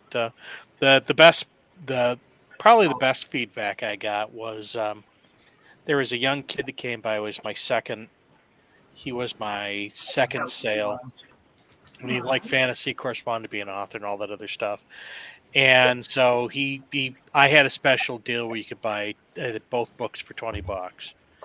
And so he did. And apparently he was one of the sons of one of the vendors there. And so he was kind of stuck there. So he took the books and he went and sat at a table. And he came back like at 2, this is like in the morning. He came back at like 2 in the afternoon, was telling me how much he enjoyed the book. So I was like, oh, wow. And then he was gone. He just vanished. So, Yeah, isn't it great when stuff like that happens? yeah, I really did like that. That made me feel like I wasn't a complete failure. Yeah. But When I was at a con once with Deal with the Devil. It's my crime drama story book. If you guys might have bought it when it was available with my Meg Pack campaign, but I gave a set to this producer, David Tishman, and like he went home and read it, and the next morning he was like the first guy at my table wanting to option it as a film. That was cool. Cool. Ooh. So did you? Yeah, we optioned it to Lionsgate. Got a nice fat check. got a nice chunk of change. Yep. But then things happened. So Hollywood happened. Yeah. Typical Hollywood stuff. I mean, if they keep making so many bad movies, they must be burying the good ones because there's a lot of creative people out there who can make cool stuff. Yeah. Oh, Mike, I sent you a page. Oh, did ya? Oh, look at yeah. that. I hope it worked right. I I recently got like a new computer, so I'm hooking up my tablet to and a new tablet. So I've got a new workstation. I'm trying to figure out how to shuffle things between them while I keep getting stuff set up. So I hope this worked right, but it should be the right one. Save. I did send a preview of the art in a JPEG if you want to be able to look over that before having to Downloading it. I'm downloading it. Relax. Okay. All right.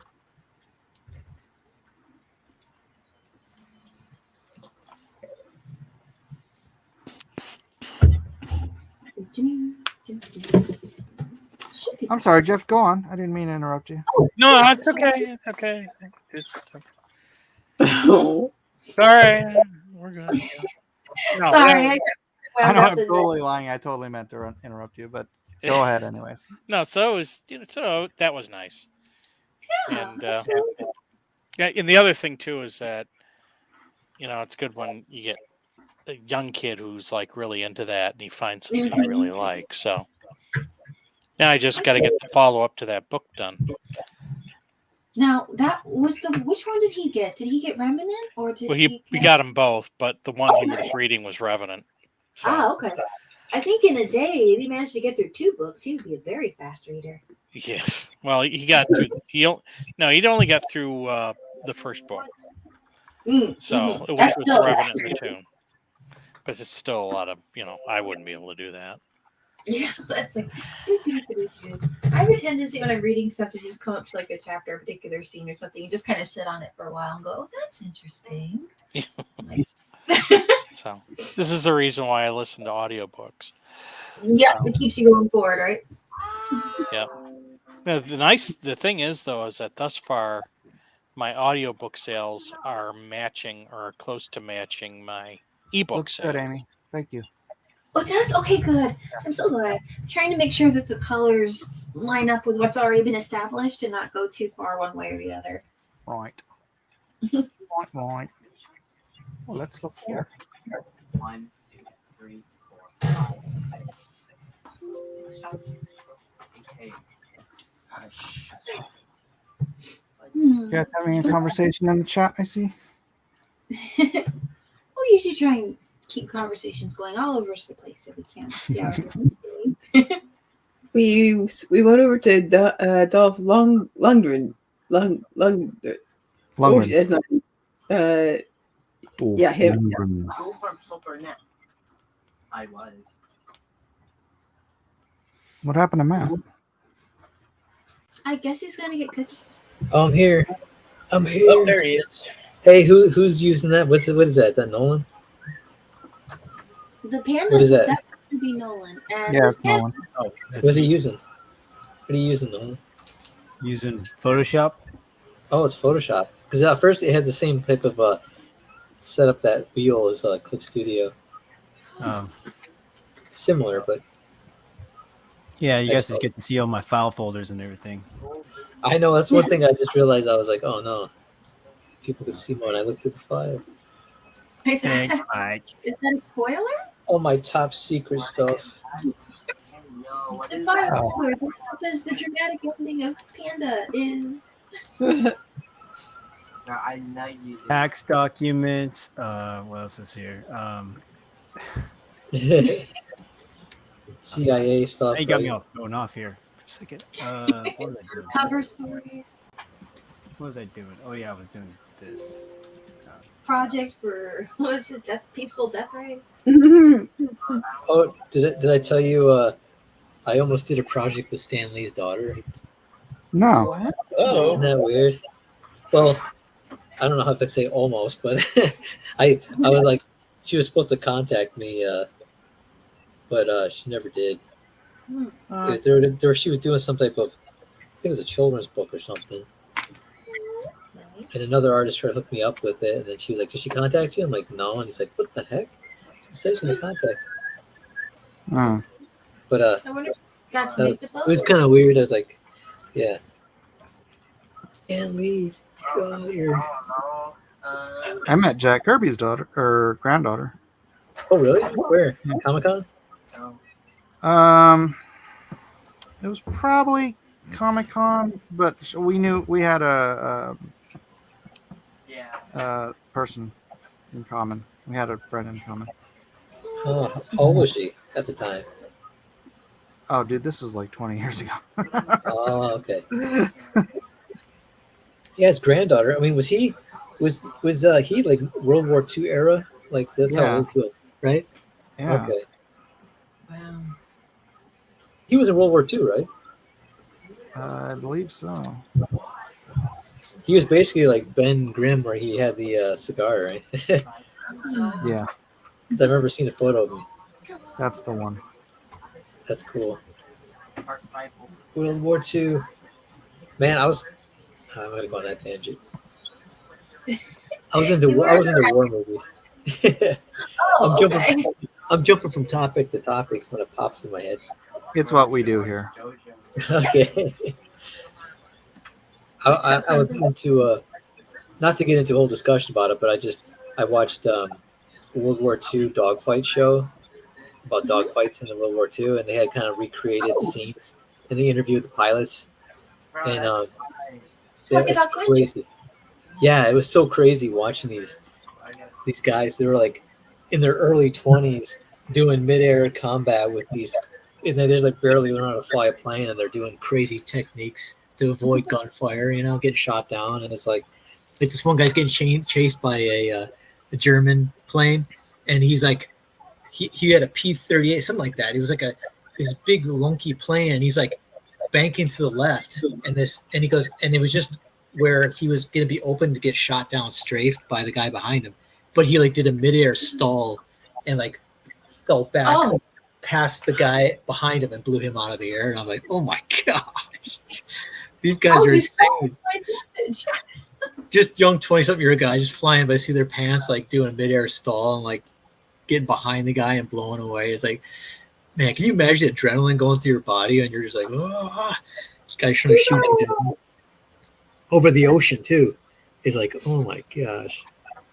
I remember I saw an interview with someone like that. He was a pilot, and he was talking about he was flying one of those planes, and something had happened. I don't know if it had taken some damage or something, but it started to turn over, and he was like, ah! And so he started praying like, oh Lord, don't let me go down, and then it managed to turn the thing around, and it got it back up, and he evened it out, was headed off back to where he needed to be. And after a moment he was like, oh, well, that's great. Well, that's all right, I'm doing good. Like, this isn't a miracle kind of thing. This is just me being a good pilot. And then the plane started to invert again, and he said, I didn't mean it. Managed to get it back around. Like, okay. Yeah, you don't fool around at that point in time. You're in a plane. You're like, thank you, God, for everything. Not going to question anything. I appreciate you. Well, I need to take the dog out because he's bugging me. So I think I'm going to bid you all adieu. Is that a euphemism for something? Yes. I'm going to take the dog out. Right. So. Well, I bid you a doo-doo yourself too. Yeah, Oh, that's nice. what I figure he means, Gotta drop the kids off at the pool. So Yeah. Could have talked to a guy about a horse. Anyway. So thanks for having me on, and I will talk to you guys later. Good Buy night, that Jeff. book if you haven't already. See you, Jeff. Later. Bye, Jeff. Bye. Bye, Jeff. Oh, it's past 10 already. Jeez. Is it really? Yeah. I lose track because I'm always just sitting here working on the desk. I know, right? Yeah, It's like, I'm so glad I gotta get these pages done. All right, now to start on the next one. I'm doing pages and I did a cover. Let me give you your tablet. There you go. Mine's gonna catch up so quickly, though. He's so fast. It's okay. I'm still Think gonna do fast my thoughts. best. Just think really fast thoughts. I'm getting better with my new program, so I think that'll help. Okay. Sorry, am I working too fast? Oh, I'm sorry. You're just really good, so you can't help it. Oh, pshaw. Are you putting up more pages? I'm not putting up anything. What do Oh, you mean? okay. I mean, showing off pages or something. Oh, no, Amy's doing flats for me. Oh, okay. So yeah, I'm finishing up flats, and he's doing all these really cool renders and everything on them. But he's a lot faster at doing that than I am at flatting everything. So I'm just like, okay, Amy, keep working. I'm like, okay, I got 1 and 2 days. Let's see if I can do a little better on the next one. But at least I think I've got the colors figured out for like the powers. If everything looks okay by your estimation, then I think I've got the colors figured out for the characters and the environments for the sighting and even the powers. So I won't have to spend quite so much time humming and hawing over that. Like, okay, just go with this. Of course, the sections are divided up, so you can change anything and make it look better if you need to. But I think it's a good start. And I will. That's good. Don't have to worry about it so much. Just try and keep the layers tidy and separated nicely, and it should be okay.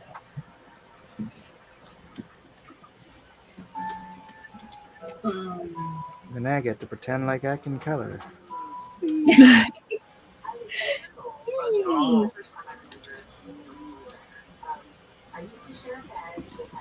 What is this now, Becky? What did she do? Oh, so this one is about she was obsessed with sleeping with her boyfriend. Do you hear this? What? She watched an episode. It's about a woman who's obsessed with sleeping with her hairdryer. What's that? Like, is it the one that goes on top of your head, kind of like a hood dryer? Like a hood dryer, or is it like head little dryer? hand dryers? Yeah, like a hair dryer. What, the kind that you put over your head? Like the hood dryer, or the hand? Just a regular. Yeah. Oh my god! Like that every night. For She's 8 sleeping hours. with it. Yeah. Like a she puts it handheld. next. She puts it next. Yeah, it's a handheld. She puts it next to her pillow. Yeah, she just likes to sleep. And she sleeps with it. Wow, why you guys got to judge? I have to judge on That's not very strange. that. Does she have it running? Holy Bud Light, Batman. She has it running. Yeah. Does she leaves it running? She has it running the whole She time. has it running on her feet. Well, that may be a whoa. Well, that's She a fire just hazard. keeping her something warm or what? She's just on her feet, on her feet and her hands. That's what I Wow, meant. we went there What's- fast. yeah. Didn't we? What's it My doing? implication was feet in her hands. Maybe she could get a like a blanket, like an electric blanket or something like that. Something that hopefully wouldn't, start a fire. Oh my dude! You know what? She actually gets burns. Oh, She wakes up with blisters. whoa. That's That- not good. That's. I saw one where there was this lady. She was afraid of pickles. Pickle? Like That makes they brought sense. out a plate of pickles, and she was like, "No, she was afraid of mustard and pickles." There was a plate of mustard. She was losing it. She climbing the walls. I couldn't stop laughing. I know it's the first. It's if you were there, probably it's like or sad to see your family that way, but to see it on there, it looks almost fake because she's losing it, and I'm just like crying, laughing, like, and It looks like So a comic. mean. oh my gosh, and then So heartless. and then pickles. There's one where this one kid did a video where he's like, "I'm afraid of my own scream," and then the kid goes, "Oh," because he sees something on the wall like a spider, and then he's like, "Oh, oh, oh, oh," and he's like freaked out. I was crying, laughing so hard. I was like, "Oh my god!" It was fake. It was a fake video, but he did it so good. This kid, He did it so well. he did it That so is- well that I was just crying. I was like, "This kid was so good." He was like, "Oh."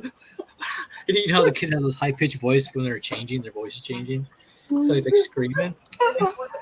Oh my gosh, it's so funny. Toilet paper? This That's girl's eating toilet poor paper. unfortunate child. Oh my god. Oh my god. Oh, I can't look at that. It makes me want to gag looking at that. She's eating toilet paper. Yeah. This is the one where she eats diapers. Oh my Because god. they're not. I hate to break it to you, Matt, but they're used diapers. What? No. No. Yeah. No. Yeah. Oh, that's someone like that. You just gotta take him out in the backyard behind the shed. What are they telling you? God, dang. There's a lady who eats diapers. Oh, what you? Used What episode is that? That's that's demonic. That's Oh, demonic, no. man. She definitely needs help. It's purely demonic right there. I couldn't watch that crap, man. Oh my god. Sorry. No pun intended.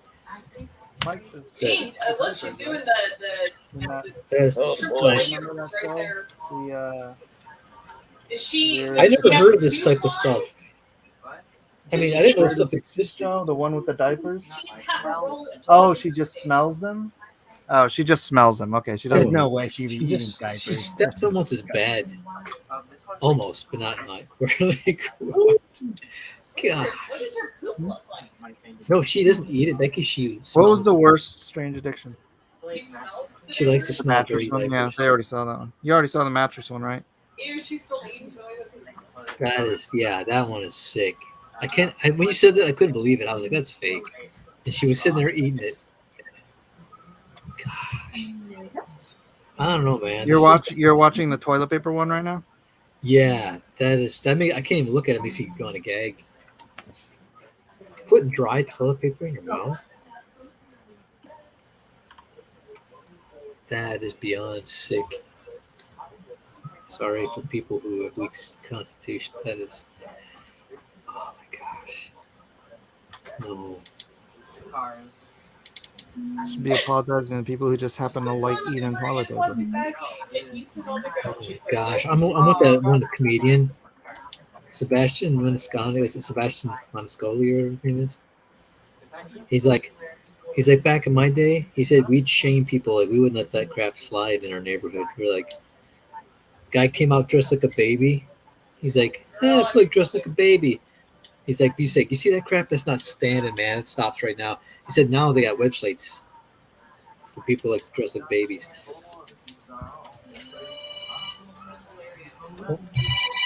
Uh-oh, it's my agent telling me to be quiet. Ixnay on the baby. Wait a second. Oh, dude, that is a loud ringer. So make bullying great again. Yes.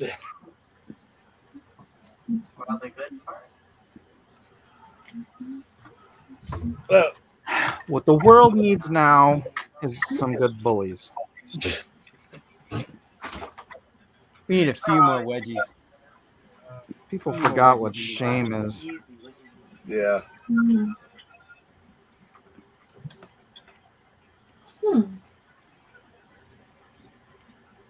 Okay, going back to this. Okay, so she's Not Nolan. Nolan's Oriental, so he knows what shame is. She said What she's is having a what? hard time. He's Oriental, so he knows what shame is. The love language for Asians. Yeah. Did you? Hey, Somebody should ensure he's around. did you hear about the lady who eats toilet paper? Yeah. She had a hard time going to the bathroom. You know Yeah, why? Because she's out of toilet paper. Exactly. That's Bum, bum, bum. Yeah, that's pretty gross. I couldn't even believe it. If I Yeah, didn't too much see it. fiber. She's like, I think this is hurting me. I'm like, yeah. I think you're right. It could be. Oh, Noah's sick. Okay, this is going to be a little graphic, but it's a dog, so it's not a person. So, but there's my friend, guy. We went over a guy's house we know, and his dog came up to us, and he had something sticking out of his little bottom. Right? Oh no! I was like, Dingleberry. what? What is that? It's a And he goes, dingleberry. know what it was? The Dingleberry. dog was eating a dirty towel or a rag, and it was coming out the other end. So like he grabbed some paper towel, grabbed one end, and pulled this long rag out of his butt. I couldn't believe what I was seeing. I was like, I can't look at this, but I can't stop looking. I can't look away. It's like, what is happening? We're just talking one moment, next moment he's pulling this rag out of his dog because a little toy, like a tissue box. I was like, what the heck? That reminds me, my cat ate a string the other day. He ate a string? Yeah. Did you have to pull it out of him? I have not had to deal with it, no. Good. No, it Wait was a till string. these- It was a piece of string. I made had my used- kids do it. It was What? a piece of string I used Oh. to. It was butcher's string, so I had it wrapped around some meat, and then I cooked the meat, and I took the string off the meat, and he like ate the string because it He's tastes like,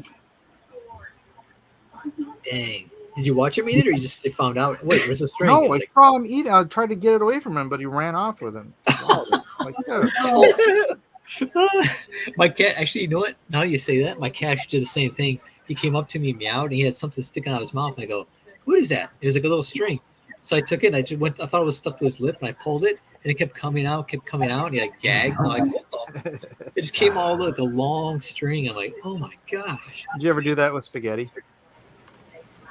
Like to yourself, like just Yeah, pull it out of you your just mouth. swallow. You like hold one end of the spaghetti, and then you swallow it, and then you pull it all the way out of your stomach. No, I've never done that. Maybe Really? on I accident. used Not to on do that when I was a kid. Oh, that's I just had I had something like that happen at school with the lasagna, the school lasagna. I got choked on the school lasagna. And you know how like they had really this thick stringy cheese that melted, and but it wouldn't tear.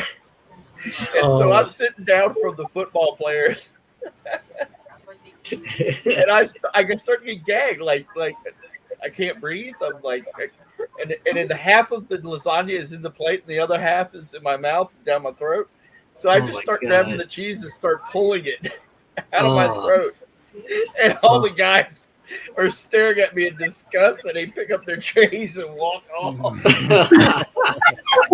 And I'm just like, keep pulling and finally get it out of my.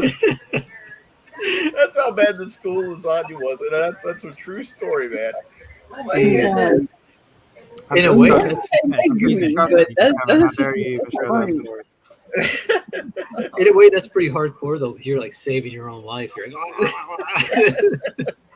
I just panicked. I didn't know what to do. And I was like, I can't talk because I'm, choking. So I'm just like, I just start grabbing it and pulling it and pulling it and pulling it. And then you're like mad dogging the football players across from you while you're pulling it out of your mouth throat. You're like staring at them like, wow. They just grabbed it. They just disgusted. They grabbed the tray to pick up and walk off. Oh, that's funny. Oh man.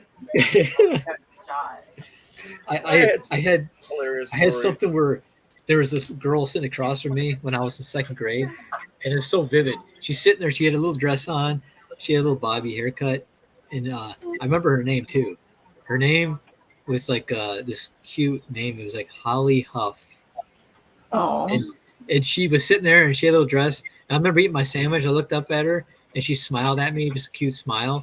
And then she just like projectile vomited all over the table, and it was like a giant waterfall, like a wave coming at me, and I'm like, everyone's diving away from the table, and I was just like in shock, just like seeing this like wave of like liquid coming towards me, and I was like grabbing my stuff, like, ah!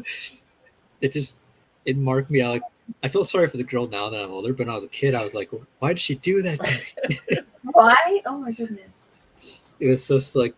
But I remember it was so vivid. She's just smiling, and I think it wasn't smiling. I think it's that, you know how dogs get that grimace when they're about to vomit. Oh yeah. I think that's what it was. I thought she was smiling probably, and she was just like getting ready to scream at the But floor. not on purpose. I'm sure it wasn't on purpose. No. That would be some Oh kind of- boy, I have a bad story, but I don't want to tell this one because this really makes me look bad. You brought it up, Sharp. Now we got to know. Okay. I used to have some problems, some nervous problems when I was really young. At a particular school before I moved away, I had a lot of bullies. There were several different dudes that would give me a lot of grief at one point, and I would have all this nervous problems, so I'd have to go to the bathroom a lot. Okay. Nothing too terribly detailed about that, but anyway, I was there was one hallway, there was one bathroom near one of my classes. I think this is in middle school, and I would have, because of where the class was located, I'd have to go down a set of steps and then come out down a hallway that I had to go to use the bathroom, the closest bathroom. And I went there, you know, and everything's cool. And as I'm going to the bathroom, there's a puddle that the janitor hadn't cleaned up of where somebody had thrown up. Oh. And it was, you know, it's pretty rough. So I go to the bathroom, I pass it, and then go to the bathroom. And so I come out, and as I'm walking past the puddle, I walk to the hallway, and then I get passed by this. Oh man, I really shouldn't say this, man. Anyway, I get passed by this mentally challenged girl. That's okay. And she's just kind of lumbering down the hallway, and she passes me. And I'm sitting there thinking, I was like, oh man, I feel like crap. And it hits me. I was like, oh man, I should probably tell her. And I turn around, I was like, hey, don't. And she starts, and the hallway's dark. They had a certain set of lights, and the hallway's dark. And all you see is this silhouette just, oh man, it's so bad. But the best way to describe it is like The Walking Dead. She had kind of this, you know, this gait to her, and she hits the puddle of vomit, and you just see like this kind of like Scooby-Doo kind of slipping and sliding. Oh my God. It fell right in it. Oh. And I just kind of looked around and went, whoops. And I was like, ain't me. And I went up the steps. And I was like, oh man, I feel bad. I was about to ask how old you were, and you're like, this was like last week. And I'm like, oh my gosh. No, this was like middle school. Oh man. That's terrible, Kevin. You're right, Kevin. I hope It's terrible. I tried. Not even you believe your own bullcrap. It's hard to think things through for all occasions when you're already not feeling well. So I'm sure you did the best that you could, but I'm really sorry for it. And my goodness, it seems like there are a lot of sick kids at school. That's terrible. Yeah. Oh man. Yeah, it was going around, I guess, huh? Because yeah, dude, when I was in high school, we had a special ed section in school that I don't know, it was like, I guess, at a program, right? So I remember I went into the bathroom, and I was washing my hands, and in the mirror reflection behind me, I saw a pair of naked butt cheeks, like, and I'm like, what? And I turn around, and it's the guy who's one of the slow special ed kids, and he's at the urinal, but he's got his pants all the way down to the ground, like everything. So he's just naked from the waist down. And I was just like, did a double take, like, what the, like, what am I seeing? And then I just kept washing my hands, and all of a sudden I heard this whistling sound, and this guy's walking to the bathroom, all happy. And all of a sudden it stops, and he just stopped, and he, like, his head's looking straight ahead, and he just turns real quick to the side, like his head, like, what the, like, people's reactions, oh man. It's just iconic, like, moment where he's just like, do, what? Like, Something so sideways. Yeah. Oh man, his reaction was so cartoony. It just like he stopped in mid walk and just like his head's like whoop. Stop whistling. Oh man, there's so many moments in that school, man. There's some funny things happening. I gotta say, I didn't think, huh? So it wasn't nothing but fights all the time. Oh, there was fights. Yeah, I mean, there was fights. Pretty much every day I'd see something going on. One of the worst fights was between two sisters. Oh. And they were like twins. Oh. And, one of them ripped the shirt off of the other one. Oh. And my brother was like, isn't that kind of like hurting yourself though? Because it's a twin. So it's like, they're seeing you. Like, you know what I mean? It's like, you hurt yourself, not as your sister. That's a good point.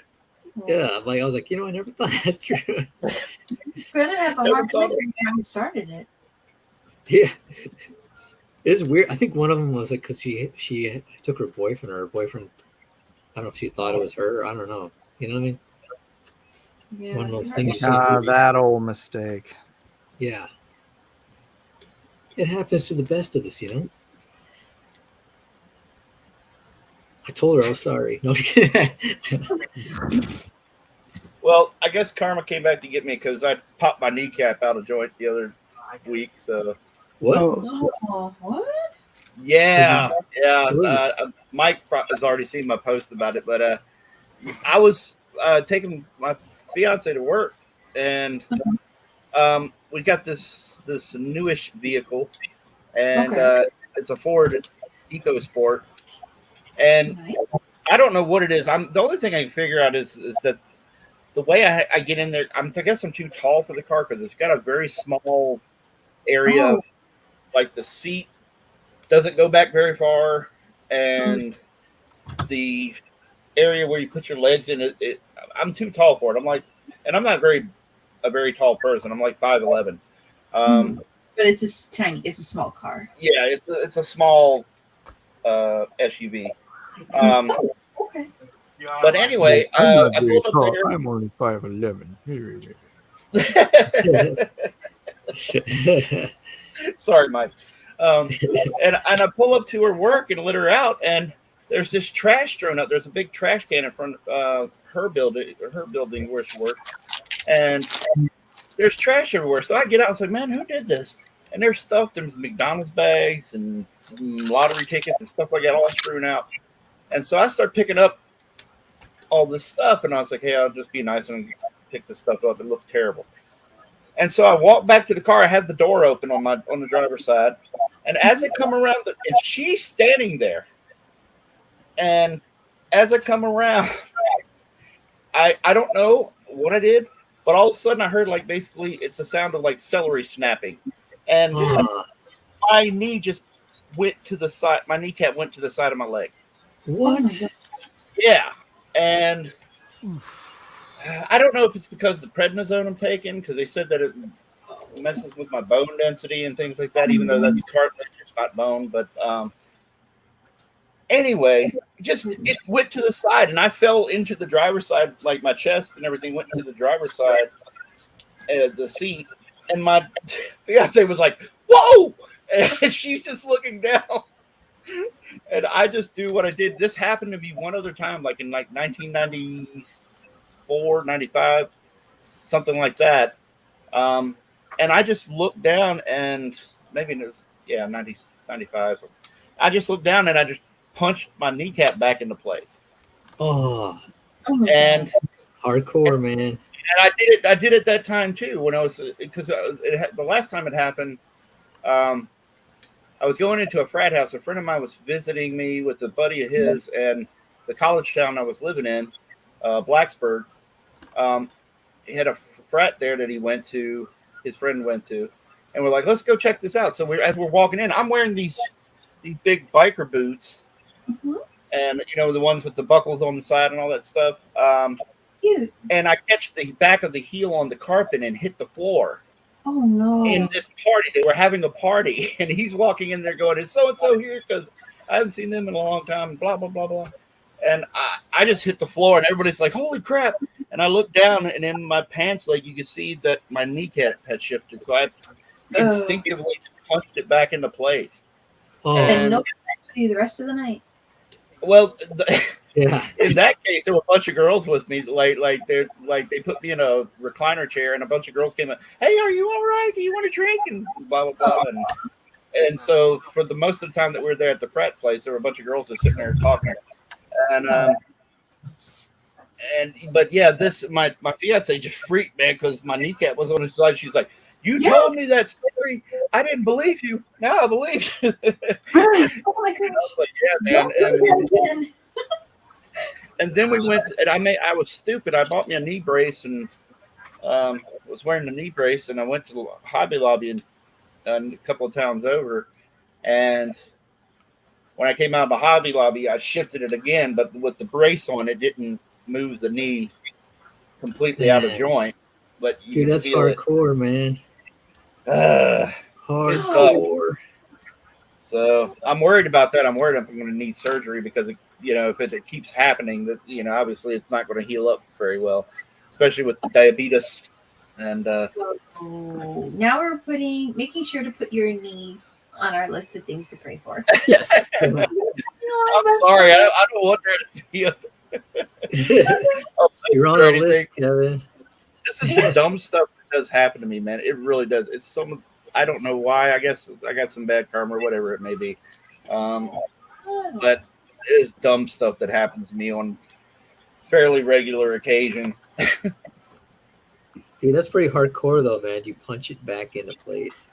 Well, it's one of those things. Like she texted her friend and was like, "Hey Shay, hey," he sat there and it was on the side and he just punched it into place and I told her, I said, "Well, what do you expect me to do?" I was like, call the ambulance and just stay there with my kneecap sitting on the side. And I was just like, what am I supposed to do? And I was like, it's just kind of an instinctive thing. I knew I could do it, but I did it before.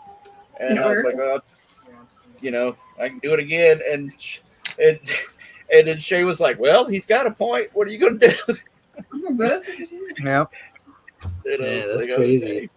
That's hardcore, man. That's like some manly brownie points right there. That's like, it's funny to do something like that. Like my brother, he woke up one time and because we took, we're taking martial arts, and someone did this throw on him where they're supposed to kind of toss you. You're supposed to tumble over with the shoulder, and then they're supposed to let go of your arm, right? They held onto his arm while he went over, flipped him over. So like he put his yeah, I think that's what it was. Or no, he flipped them. That's what it was. He flipped them, and they were holding on to him, and they're supposed to let go, but they're holding on to him, and it pulled him forward, and he didn't want to fall and roll on them and hurt them, so he tried to go over them, and it did something to his shoulder because they're holding on to his clothes. So like, that night we're sleeping, all of a sudden he woke me up, and he's like, Matt, and he's like, my shoulder's out of socket or something. And he's like, can you stand on it? And I'm like, it's like 2 or 3 in the morning where I'm like groggy. I'm like, what? He's like, stand on my shoulder. I'm like, he's like laying on the ground. So I'm like, I'm like half out of it. I just get over and I just stand on his shoulder, and he's on the ground, and it pops it back in. And I was like, gosh, I'm like, what the heck? And then I'm like going back to bed. And then the next morning I'm like, did that really happen? Did I dream it? He's like, did I stand on your shoulder? He's like, yeah. Like, oh. I had a weird dream. Yeah, it was weird. Stood on your shoulder. He's like, you did. No, that can't be right. Yeah, I think that's a guy thing. Like we just go, we just try to take care of it, right? Like women are more sensible. They're like, let's go to the doctor. Men are like, pop it. That's probably fine. Yeah, when I cut the tip of my finger off with a table saw, I didn't just the table saw like went into my finger and shattered the tip of my finger. So my index finger, one finger on my left hand is shorter than the finger on my right hand. Oh my God. I wrapped it up with a paper towel, and I was like sitting on my lazy boy, just thinking, will this heal by itself? I really have to go to the doctor. Let's go to the doctor. Yeah, that stuff I can't handle. I know I can't handle. Popping my knee back into place because, it was something was like, hey, I knew I did it before, and maybe it'll work this time. It's not the same as seeing your own blood and stuff messed up on you. That would mess me up, I think. I would definitely freak out. Yeah, but you're a dude, so you're like, I really want to drive to the emergency room. Oh man! Speaking of this guy, he said that because I was teaching an art class, comic art class, when I first moved here, and one of the guys he was telling us how he dropped something on his finger and it made his finger start swelling, but he said the pressure under his fingernail hurt so bad that he took a paper clip, straightened it out, then he put it over a flame and got it so hot that when he touched his fingernail in the middle, it just went right through his fingernail and poked a hole through it, and then it starts squirting out fluid and blood. And he said it felt so good to relieve the pressure. And I was like, oh my God, why didn't you go to a doctor? And he's like, I don't know about you, Matt. Do you have a lot of money to pay for doctor bills like that? Because you got, dude, and I was like, I did that to JoJo a couple weeks ago. He like, my wife's like, look at JoJo's finger, and I look at it, and it's like huge. It's like the tip of his finger is like a 1/4 inch thicker than it should be, and I'm like, what in the heck? And it's like, yellow, so I know it's just full of pus. So I just grabbed a compass and I heated it up, or I burned the tip so it was sterile, and then poured some peroxide on it. Stuck it in there, dude. It squirted. And then I started squeezing it until blood started coming out, and then poured some peroxide on it, wrapped it up. He's good to go. What did he do?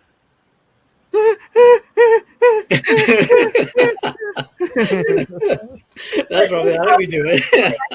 Yeah, and I'm just like, stop crying.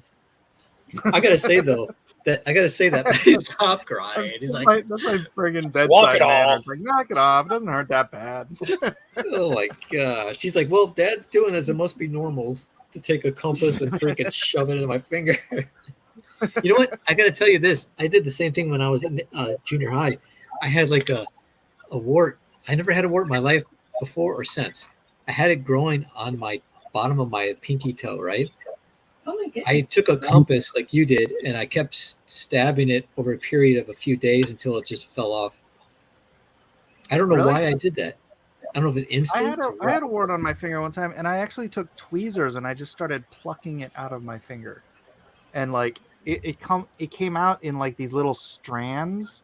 Oh my It gosh. was really weird. And then when I pulled it all out, dude, it's like there was just a hole in my finger because there was a wart there, and then you pull it out and it's like the skin doesn't just snap back to fill in the place.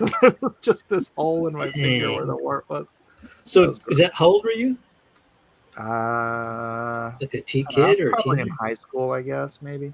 So it never came back, right? No. Yeah, see, that's so weird. Sorry about the gross stories, Amy and Melissa. But it's funny. It's like it's funny. It's what we do. Yeah, it's like an instinct, okay, I gotta take care of this, and it's like I don't know why. It's weird. I mean, I know women don't do this. They have maybe more sense. It's like, yeah, why women live longer. Yeah, why women live longer. We're like, Well, I'm glad you recovered from it well, and that you healed well from it. And I know children will continue to do better too. Yeah, it's weird. I never had that problem ever again. It was like never. I guess it had enough sense not to try that again. Yeah, I was like, we're not going to attack this guy. I think I prayed over it too while I was doing it. Well, I bet that did as much as anything. Yeah, that's why I know I'm good. But it's like, I don't know why. What compelled me to do that? It just kind of makes me surprised. Even now, I'm like, why would I do that? I mean, I don't think I even do that nowadays, but I'd probably try some remedy or something too. I don't know. Of course, I'd pray over it, but yep, it was just weird that I would do that as a kid. I didn't even tell my parents like that. I was just did it on my own. I was just like, I'm gonna get rid of this thing, and it worked. No scar, nothing.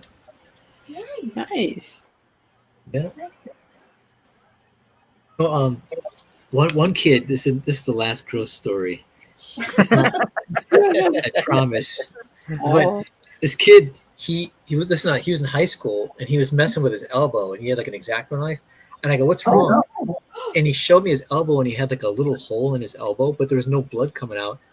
And he got shot in the elbow with a BB gun close range, and the BB was stuck under his skin. And so he was moving his skin around the hole, and all of a sudden you could see like a copper, like shiny copper piece where it was. And I go, "Oh, I see it." And he's like trying to move it around, and he like took the X-Acto knife and like pried the metal BB out of his elbow, like the skin. And I was just like, for some reason, I couldn't stop watching it, and I'm like, "Whoa!" Like, put it up. My goodness. something satisfying about watching it get out of there. I'm like, "You got it, good job." Now can finish healing up correctly because you're not supposed to have a BB gun in your And then this was in the middle of like a design class. You just Did take anybody art go to supplies. the nurse's office and get some like antiseptics on it? No, he just like Heat up a got some, compass? he just got some paper towel and just like dabbed it on there. And he's like, "All right, get a Band-Aid." Okay. Yeah, that's it. It's funny as a guy where he's like, "Oh, that makes sense. Get a Band-Aid so you don't get blood on your clothes." And then that was it. That was it. Yay! The day That kind of happened to me. my friend, I was just sitting on my couch, I don't remember what we were watching, MTV or something. And my friend Matt busts through the door in the garage, aims his freaking air gun straight at my face, and shoots it. And I'm like, ow. Whoa. And like he runs back into the bathroom, and I'm like, that hurt. And he's like, no, it didn't. No, it was just air. It was empty. And then my friend Tim's like, Mike, you're bleeding. And I'm like, what? And I reach over and I'm like, I'm bleeding. I still have the scar. Oh and my gosh. it wasn't empty. Turns out it had a pellet in it. And my dad was not happy. Oh boy. My friend Matt had shot me in the face because we had to go to the doctor. And I just remember like the doctor going in there. I mean, he numbed my cheek, but then he he had to go in there with tweezers, and I just felt him like pulling and tugging and get because pellet's not a BB. It's like got all these jagged edges and all that good stuff. Until he pulled that thing out of my face, and it was like, oh my gosh. Yeah, your dad, it makes sense that he was dick because he's like, I gotta pay a bill now. Yep. Like a mom would be like, oh no, my baby's face, and then the dad's like, I gotta pay a doctor bill. Exactly. Dang, that's tough. How did that work out with your friend doing something so ridiculous? That's just Matt. Yeah, that's how it is with a guy. Like you're just like, I just want to remember the time you shot me in the face with the pellet gun. Like, oh yeah, that was crazy. It's like, I gotta say this. I just realized that I was thinking about it. Most of the people that became my friends when I first met them, we got into some type of fight. I don't know. It's weird, guys. If we got into a fight and then we became friends, and I go, how did I meet this one guy? I go, oh, that's right, we got in a fight. And then I thought of another friend. I'm like, how did I meet? Oh, that's right. We almost got in a fight. I'm like, what the heck? It's weird. It's like you shot me in the face with your gun. Oh, no, we became instant buddies. Wait, that was after you became friends? Hey, you know what? I was just thinking about with Mike. When I first met you, I think we got in a fight online. But it was like a nerd fight, like we were talking about Star Wars or something. And I was like, and we were like, it was like 100 comments later. I'm like, this guy's relentless. And then I'm like, he's kind of like me. I was like, he's kind of like me. We're both like, just wouldn't let up. And then I'm like, I start laughing about it. And then that's, I thought about it. Like, how did I meet Mike? And then I started thinking about it. I go, that's when I thought, wait, I got in a fight with all my friends, but there was more like physical fights. And then I hear my dog get online fight. Well, it wasn't really a fight. It was just a nerd argument about Star Wars. I don't even wonder. When was that? Was that on Twitter? Oh, Facebook. Oh, Facebook? It was like we were talking about the first episode of Disney Star Wars. Oh, okay. I think we were talking about story dynamics or something of the story. Like, yeah, it was funny. I can't remember everything, but I just remembered it was like 100 comments or something. I'm like, oh my gosh, I gotta stop doing this. I'm gonna go way over it. And then it's funny though, because I was like, this guy's relentless. And I go, what am I talking about? I'm doing the same thing. Yep. But I just thought about that. I was like, the other day, I was like, wait a second. It's so funny. I'm like, what the heck? Like when I was childhood friends that live in my neighborhood, some guys in the neighborhood were spreading lies about my brother and I, that saying that we were a bunch of jerks. And so they thought we were like jerks of the neighborhood. So they tried to kind of mess with us. And then they realized we weren't the jerks. Guy told them that we were jerks. We're the jerks, right? And then we became like really good friends after that. We hung out all the time. And then another one of my friends in high school, I first met him. He tried to mess with my brother. And I remember he was trying to start something with my brother. And I remember like running up, like hockey checking him, and I told him to leave my brother alone. And then I was best man at his wedding years later. Weird. Strange how that works out. Yeah, I know. Weird. So it didn't harm the friendship. No, it's a creative one. Yeah, it's weird. I don't know. It's strange. I mean, think about it. If you can like overcome that and become a friend with someone like that, I mean, I noticed that if I had to fight with some friends sometimes, not like a major fight or anything, just you're more open. It's like they're able to like I don't know. It seems like you're closer because you're willing to realize the person cares more about you than whatever fight or whatever argument you're in. Close enough to argue? Yeah, they don't like just bail on you because you have an argument. They're like you said, you're like, oh, that's just mad. He shot me in the face with the gun, with the pellet gun because he wasn't thinking. He's like, dude, I didn't mean to hurt you. I thought it was empty. Yeah, he didn't do it on purpose. Did he like run and lock himself in the bathroom so he wouldn't retaliate? Possible. That's what my cousin would do. He'd accidentally hurt you and go, oh crap, and like lock himself in the bathroom, and he'd come out. Well, no, when he was in the bathroom, he thought it was empty. He still thought it was empty. Oh really? Yeah. Oh man. And then I started bleeding, and I'm like, it wasn't empty. Jerk. Gee. It wasn't empty, Dumas. Yeah, he felt so bad. It was hilarious. Man. See, that's the sweet revenge, is like how guilty he felt. Make him feel bad. You're like, oh, holding your face. Like, dude, I'm sorry. I got shot in the face. Thank goodness it didn't hit an eye or anything. Yeah, the doctor was saying it was a good thing it didn't hit one of my glands, because that would have been a problem. Ooh. Yeah. Oh, like saliva glands, you mean? Yeah, because it's right. There's a lot of things in the face you really wouldn't want to hit with That was it. right. Oh goodness, around Yeah. there. Wait. Oh man, yeah. That was a lot of stuff Hard. under there. How deep did it go? I mean, it was under the skin. Yeah, it went all the way under the skin. Those pellet guns are strong, man. Yeah, because and it I was one of those shooting some. pump ones, like. Oh yeah. I shot trying to pump one it of up those. enough that I would feel the air coming out of it. Oh my gosh. Dang. No, I shot one of those. It went through a wooden board. Yeah, well, it went through my face, so. You know what's sad is we were in this guy's backyard shooting those pellet guns, and we didn't realize it because we put up a wooden board that we're shooting at pop cans, and we didn't realize it. We looked at the wooden board when we went to close up to inspect it. There's holes in the wooden board, and we just realized when we shot one of them, there's a dog across the street heard it yiping, and we think we might have shot the dog through the wooden board or something. But I don't think it did any major. If it did hit him, we probably just scared him because it was, we had to go through a board, so probably didn't have that velocity. But that freaked us out. We're like, oh my gosh, we didn't know it was that powerful. Yeah. Felt so bad. Hopefully the So dog did was Matt. For a long time, right? Yeah. As long as I could make him feel No, bad. Matt was he was still one of my groomsmen, so. Yeah, see? Even That's though how it he works. shot you in the face. Yep. Strange, huh? Yep. Oh, Matt. You know Matt. Or at least you've argued with him on Facebook before. Matt Osborne. Oh no, that guy? Yeah. I blocked him. Oh no, that guy. I blocked him on Facebook. I'm sure you did. Yeah.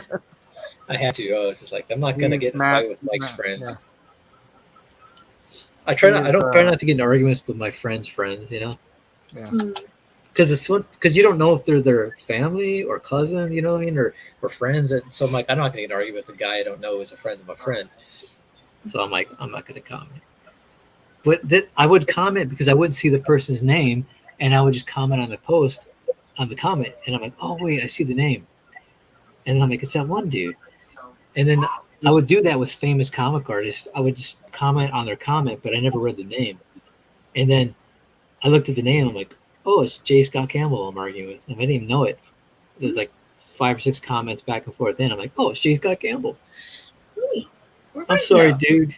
You're not all the names I called you. I never call anybody names. I think that's why they could talk to me, but I never would call anybody names or talk down to them. But I could get people really ticked, like at me. Like they would be so mad at me, but I would never. And then other people would be like, F you, F that, and they wouldn't even be mad. But if me, I wouldn't say anything like that, and they'd be ticked at me. Because I would just go at them and I would just be like, well, what about this? What about this? And I would put up different points, and then they would get so mad. And then I reached a point where I'm like, why am I arguing with strangers online? There you go. And then I stopped doing that. once in a while I'll still chime in on some things, but I usually don't go back and forth. I just kind of make a little comment here or there. You realize you have maybe better uses of your energy at certain points. Yeah. Okay. I had some people also go psychotic where they just wanted to kill me, and I'm like, I'm glad I don't have my info online. Yeah. It's Some crazy people out there.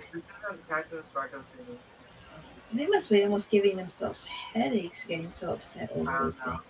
Yeah, like one guy I didn't even like I commented, he commented back to mine.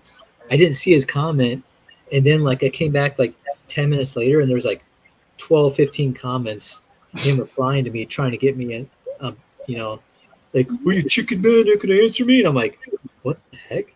Oh, And this guy was like, yeah, dude, he's been commenting for like the last half hour, just 20 minutes, just going off. Like, and I'm like, dang, man, this guy's crazy. So I just blocked him. He's like, and he's not like some kid. He's like a father with kids. That's why I was like, this guy's nuts. Poor thing. Yeah. But you never know who you're talking to online, so you got to be careful. Yeah, that's true. You never know. Yeah, this is where he's singing. I learned a lesson that day. Don't shoot people in the face. Yeah. That's a good one. That's a good Like I test try me. it every day. Words to live by. Yes, indeed. Oh man, my one friends, they had a guy. He had a samurai sword, and they're visiting, right? And or ninja sword. It was like an actual sword. His friend like took the sword and started swinging it around like he was like trying to like scare them, and they just left the house, like ran out of the house, because they're like, this guy wouldn't intentionally try to hurt you, but he's so klutzy that he probably would hurt you, you know? Mm-hmm. Yeah. It's like I know kids like that. You remind me of when I sliced my friend open with the X-Acto. Did you really? Yeah. Oh my gosh. I mean, he dared me to. He dared me to. Well, So I did. clearly that makes him, That makes him culpable, right? Yeah, it's It's just not clearly. my fault that I had to slice him open. He with double an dog X-Acto dared me. knife if he dared me to. Right. That was clearly. Oh. That Yeah. I think that's in the Constitution. Mhm. Yeah. Definitely. It Yeah, might don't be dare in me. the. Yeah, but he dared me. My brother has the "you had it coming" clause. Like, or the law. You had it coming. Hamilton wrote that one. I mean, but somebody daring you—that's a request. Mhm. Hey, would you please? Oh, okay, Which he sure. didn't know at the time, obviously, probably, right? I He's mean, like, you know, what happened was I had my X-Acto knife out and I pretended like I was gonna slice his arm, and then he presented his arm to me and he said, "Do it." oh I my mean, God. what would you do? Yes, I suppose. Well, I wouldn't slice his arm, but maybe it's just me. But he asked you to. He's like, you don't have the guts. And you're like, swoop. Oh. Probably just Yeah. eyebrow What the lip. astonishing part was, like, after I did it, he's like, "Why'd you do that?" And I'm like, "You dared me to." What do you? How am I supposed to Why'd answer you this do question? I'm guessing he stopped daring people to do stuff after that. He's like, but I didn't think you would. Well, he stopped daring me to do anything. Yeah, exactly. I You murdered a learned. guy and burned down his house, but he dared me to do it. He dared me. I double decapitated dog. him. He dared me to do it. Oh man, that reminds me. I was sitting in a court case in Detroit. Like my brother, I think my brother had jury duty, and I went along, drove him there. But just to kill time, I sat inside of a courtroom, and so I sat in the courtroom, and the judge is talking to one of the plaintiffs, and the judge sounds like he's Southern, you know, and he's just like, he's going through this whole thing about a backstory about how hot it would get where he's from, and how people would wear these types of clothing, and he goes in the sweat and everything. He's talking about it, and he goes, "You see what I'm trying to say, son?" He goes to the lawyer. He's like, take your jacket off, you know. It's we did the whole story about just take your jacket off. The guy lawyer had his coat on, like his overcoat. He's like, yes, sir. He just like smiled, took it off. I'm like, what the heck? This guy's a character. Then he goes. The first plaintiff was this big black dude, and he wasn't the plaintiff. He was like in court for doing something, right?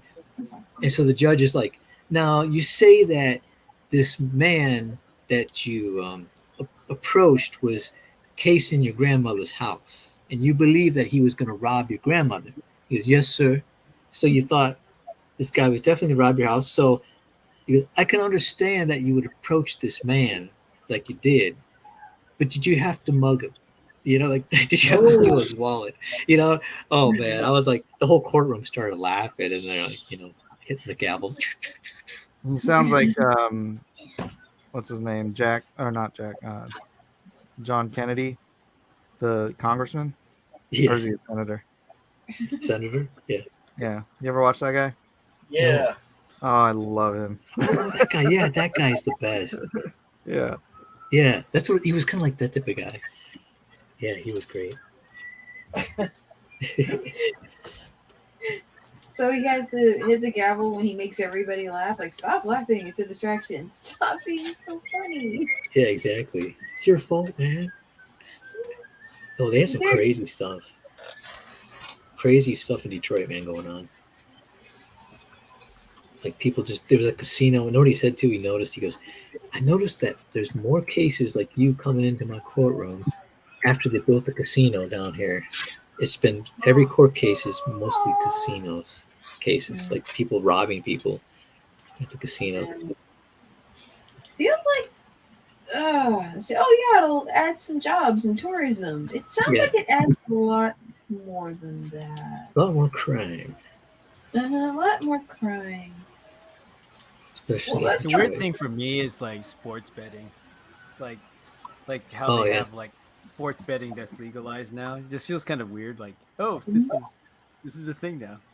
Yeah, it is. Yeah, it's, well, in Vegas, like you go to Vegas and the sports book and everything. They've been at everything. Like, Rose is like cursing himself, like, why can't I be born like 40 years later? Yeah, it's like Milli Vanilli, like where they lost their careers because of lip syncing, and now everybody's doing it. Professionals are all lip syncing. Yeah, they lost their careers. I think Milli Vanilli, if I understand this correctly, it was a musician who didn't think he had a very good star appeal, so he hired a couple of models to be the frontman for his music. Yeah, see, that makes sense. Yeah. Blame it on the rain. Yeah. I gotta be going because Becky's gonna go to sleep. Oh, okay. She had a long day no at the Star comic Wars for store. you tonight. Dang it. Thanks, Becky. Good night, Becky. God bless and good night. Oh, yeah. Good night. 4 hours. Wait, say goodnight. Say goodnight to her again. Good night. Good night. Good night, Becky. Good night, guys. I'll talk to you later. All right. Good night. See you later. God bless.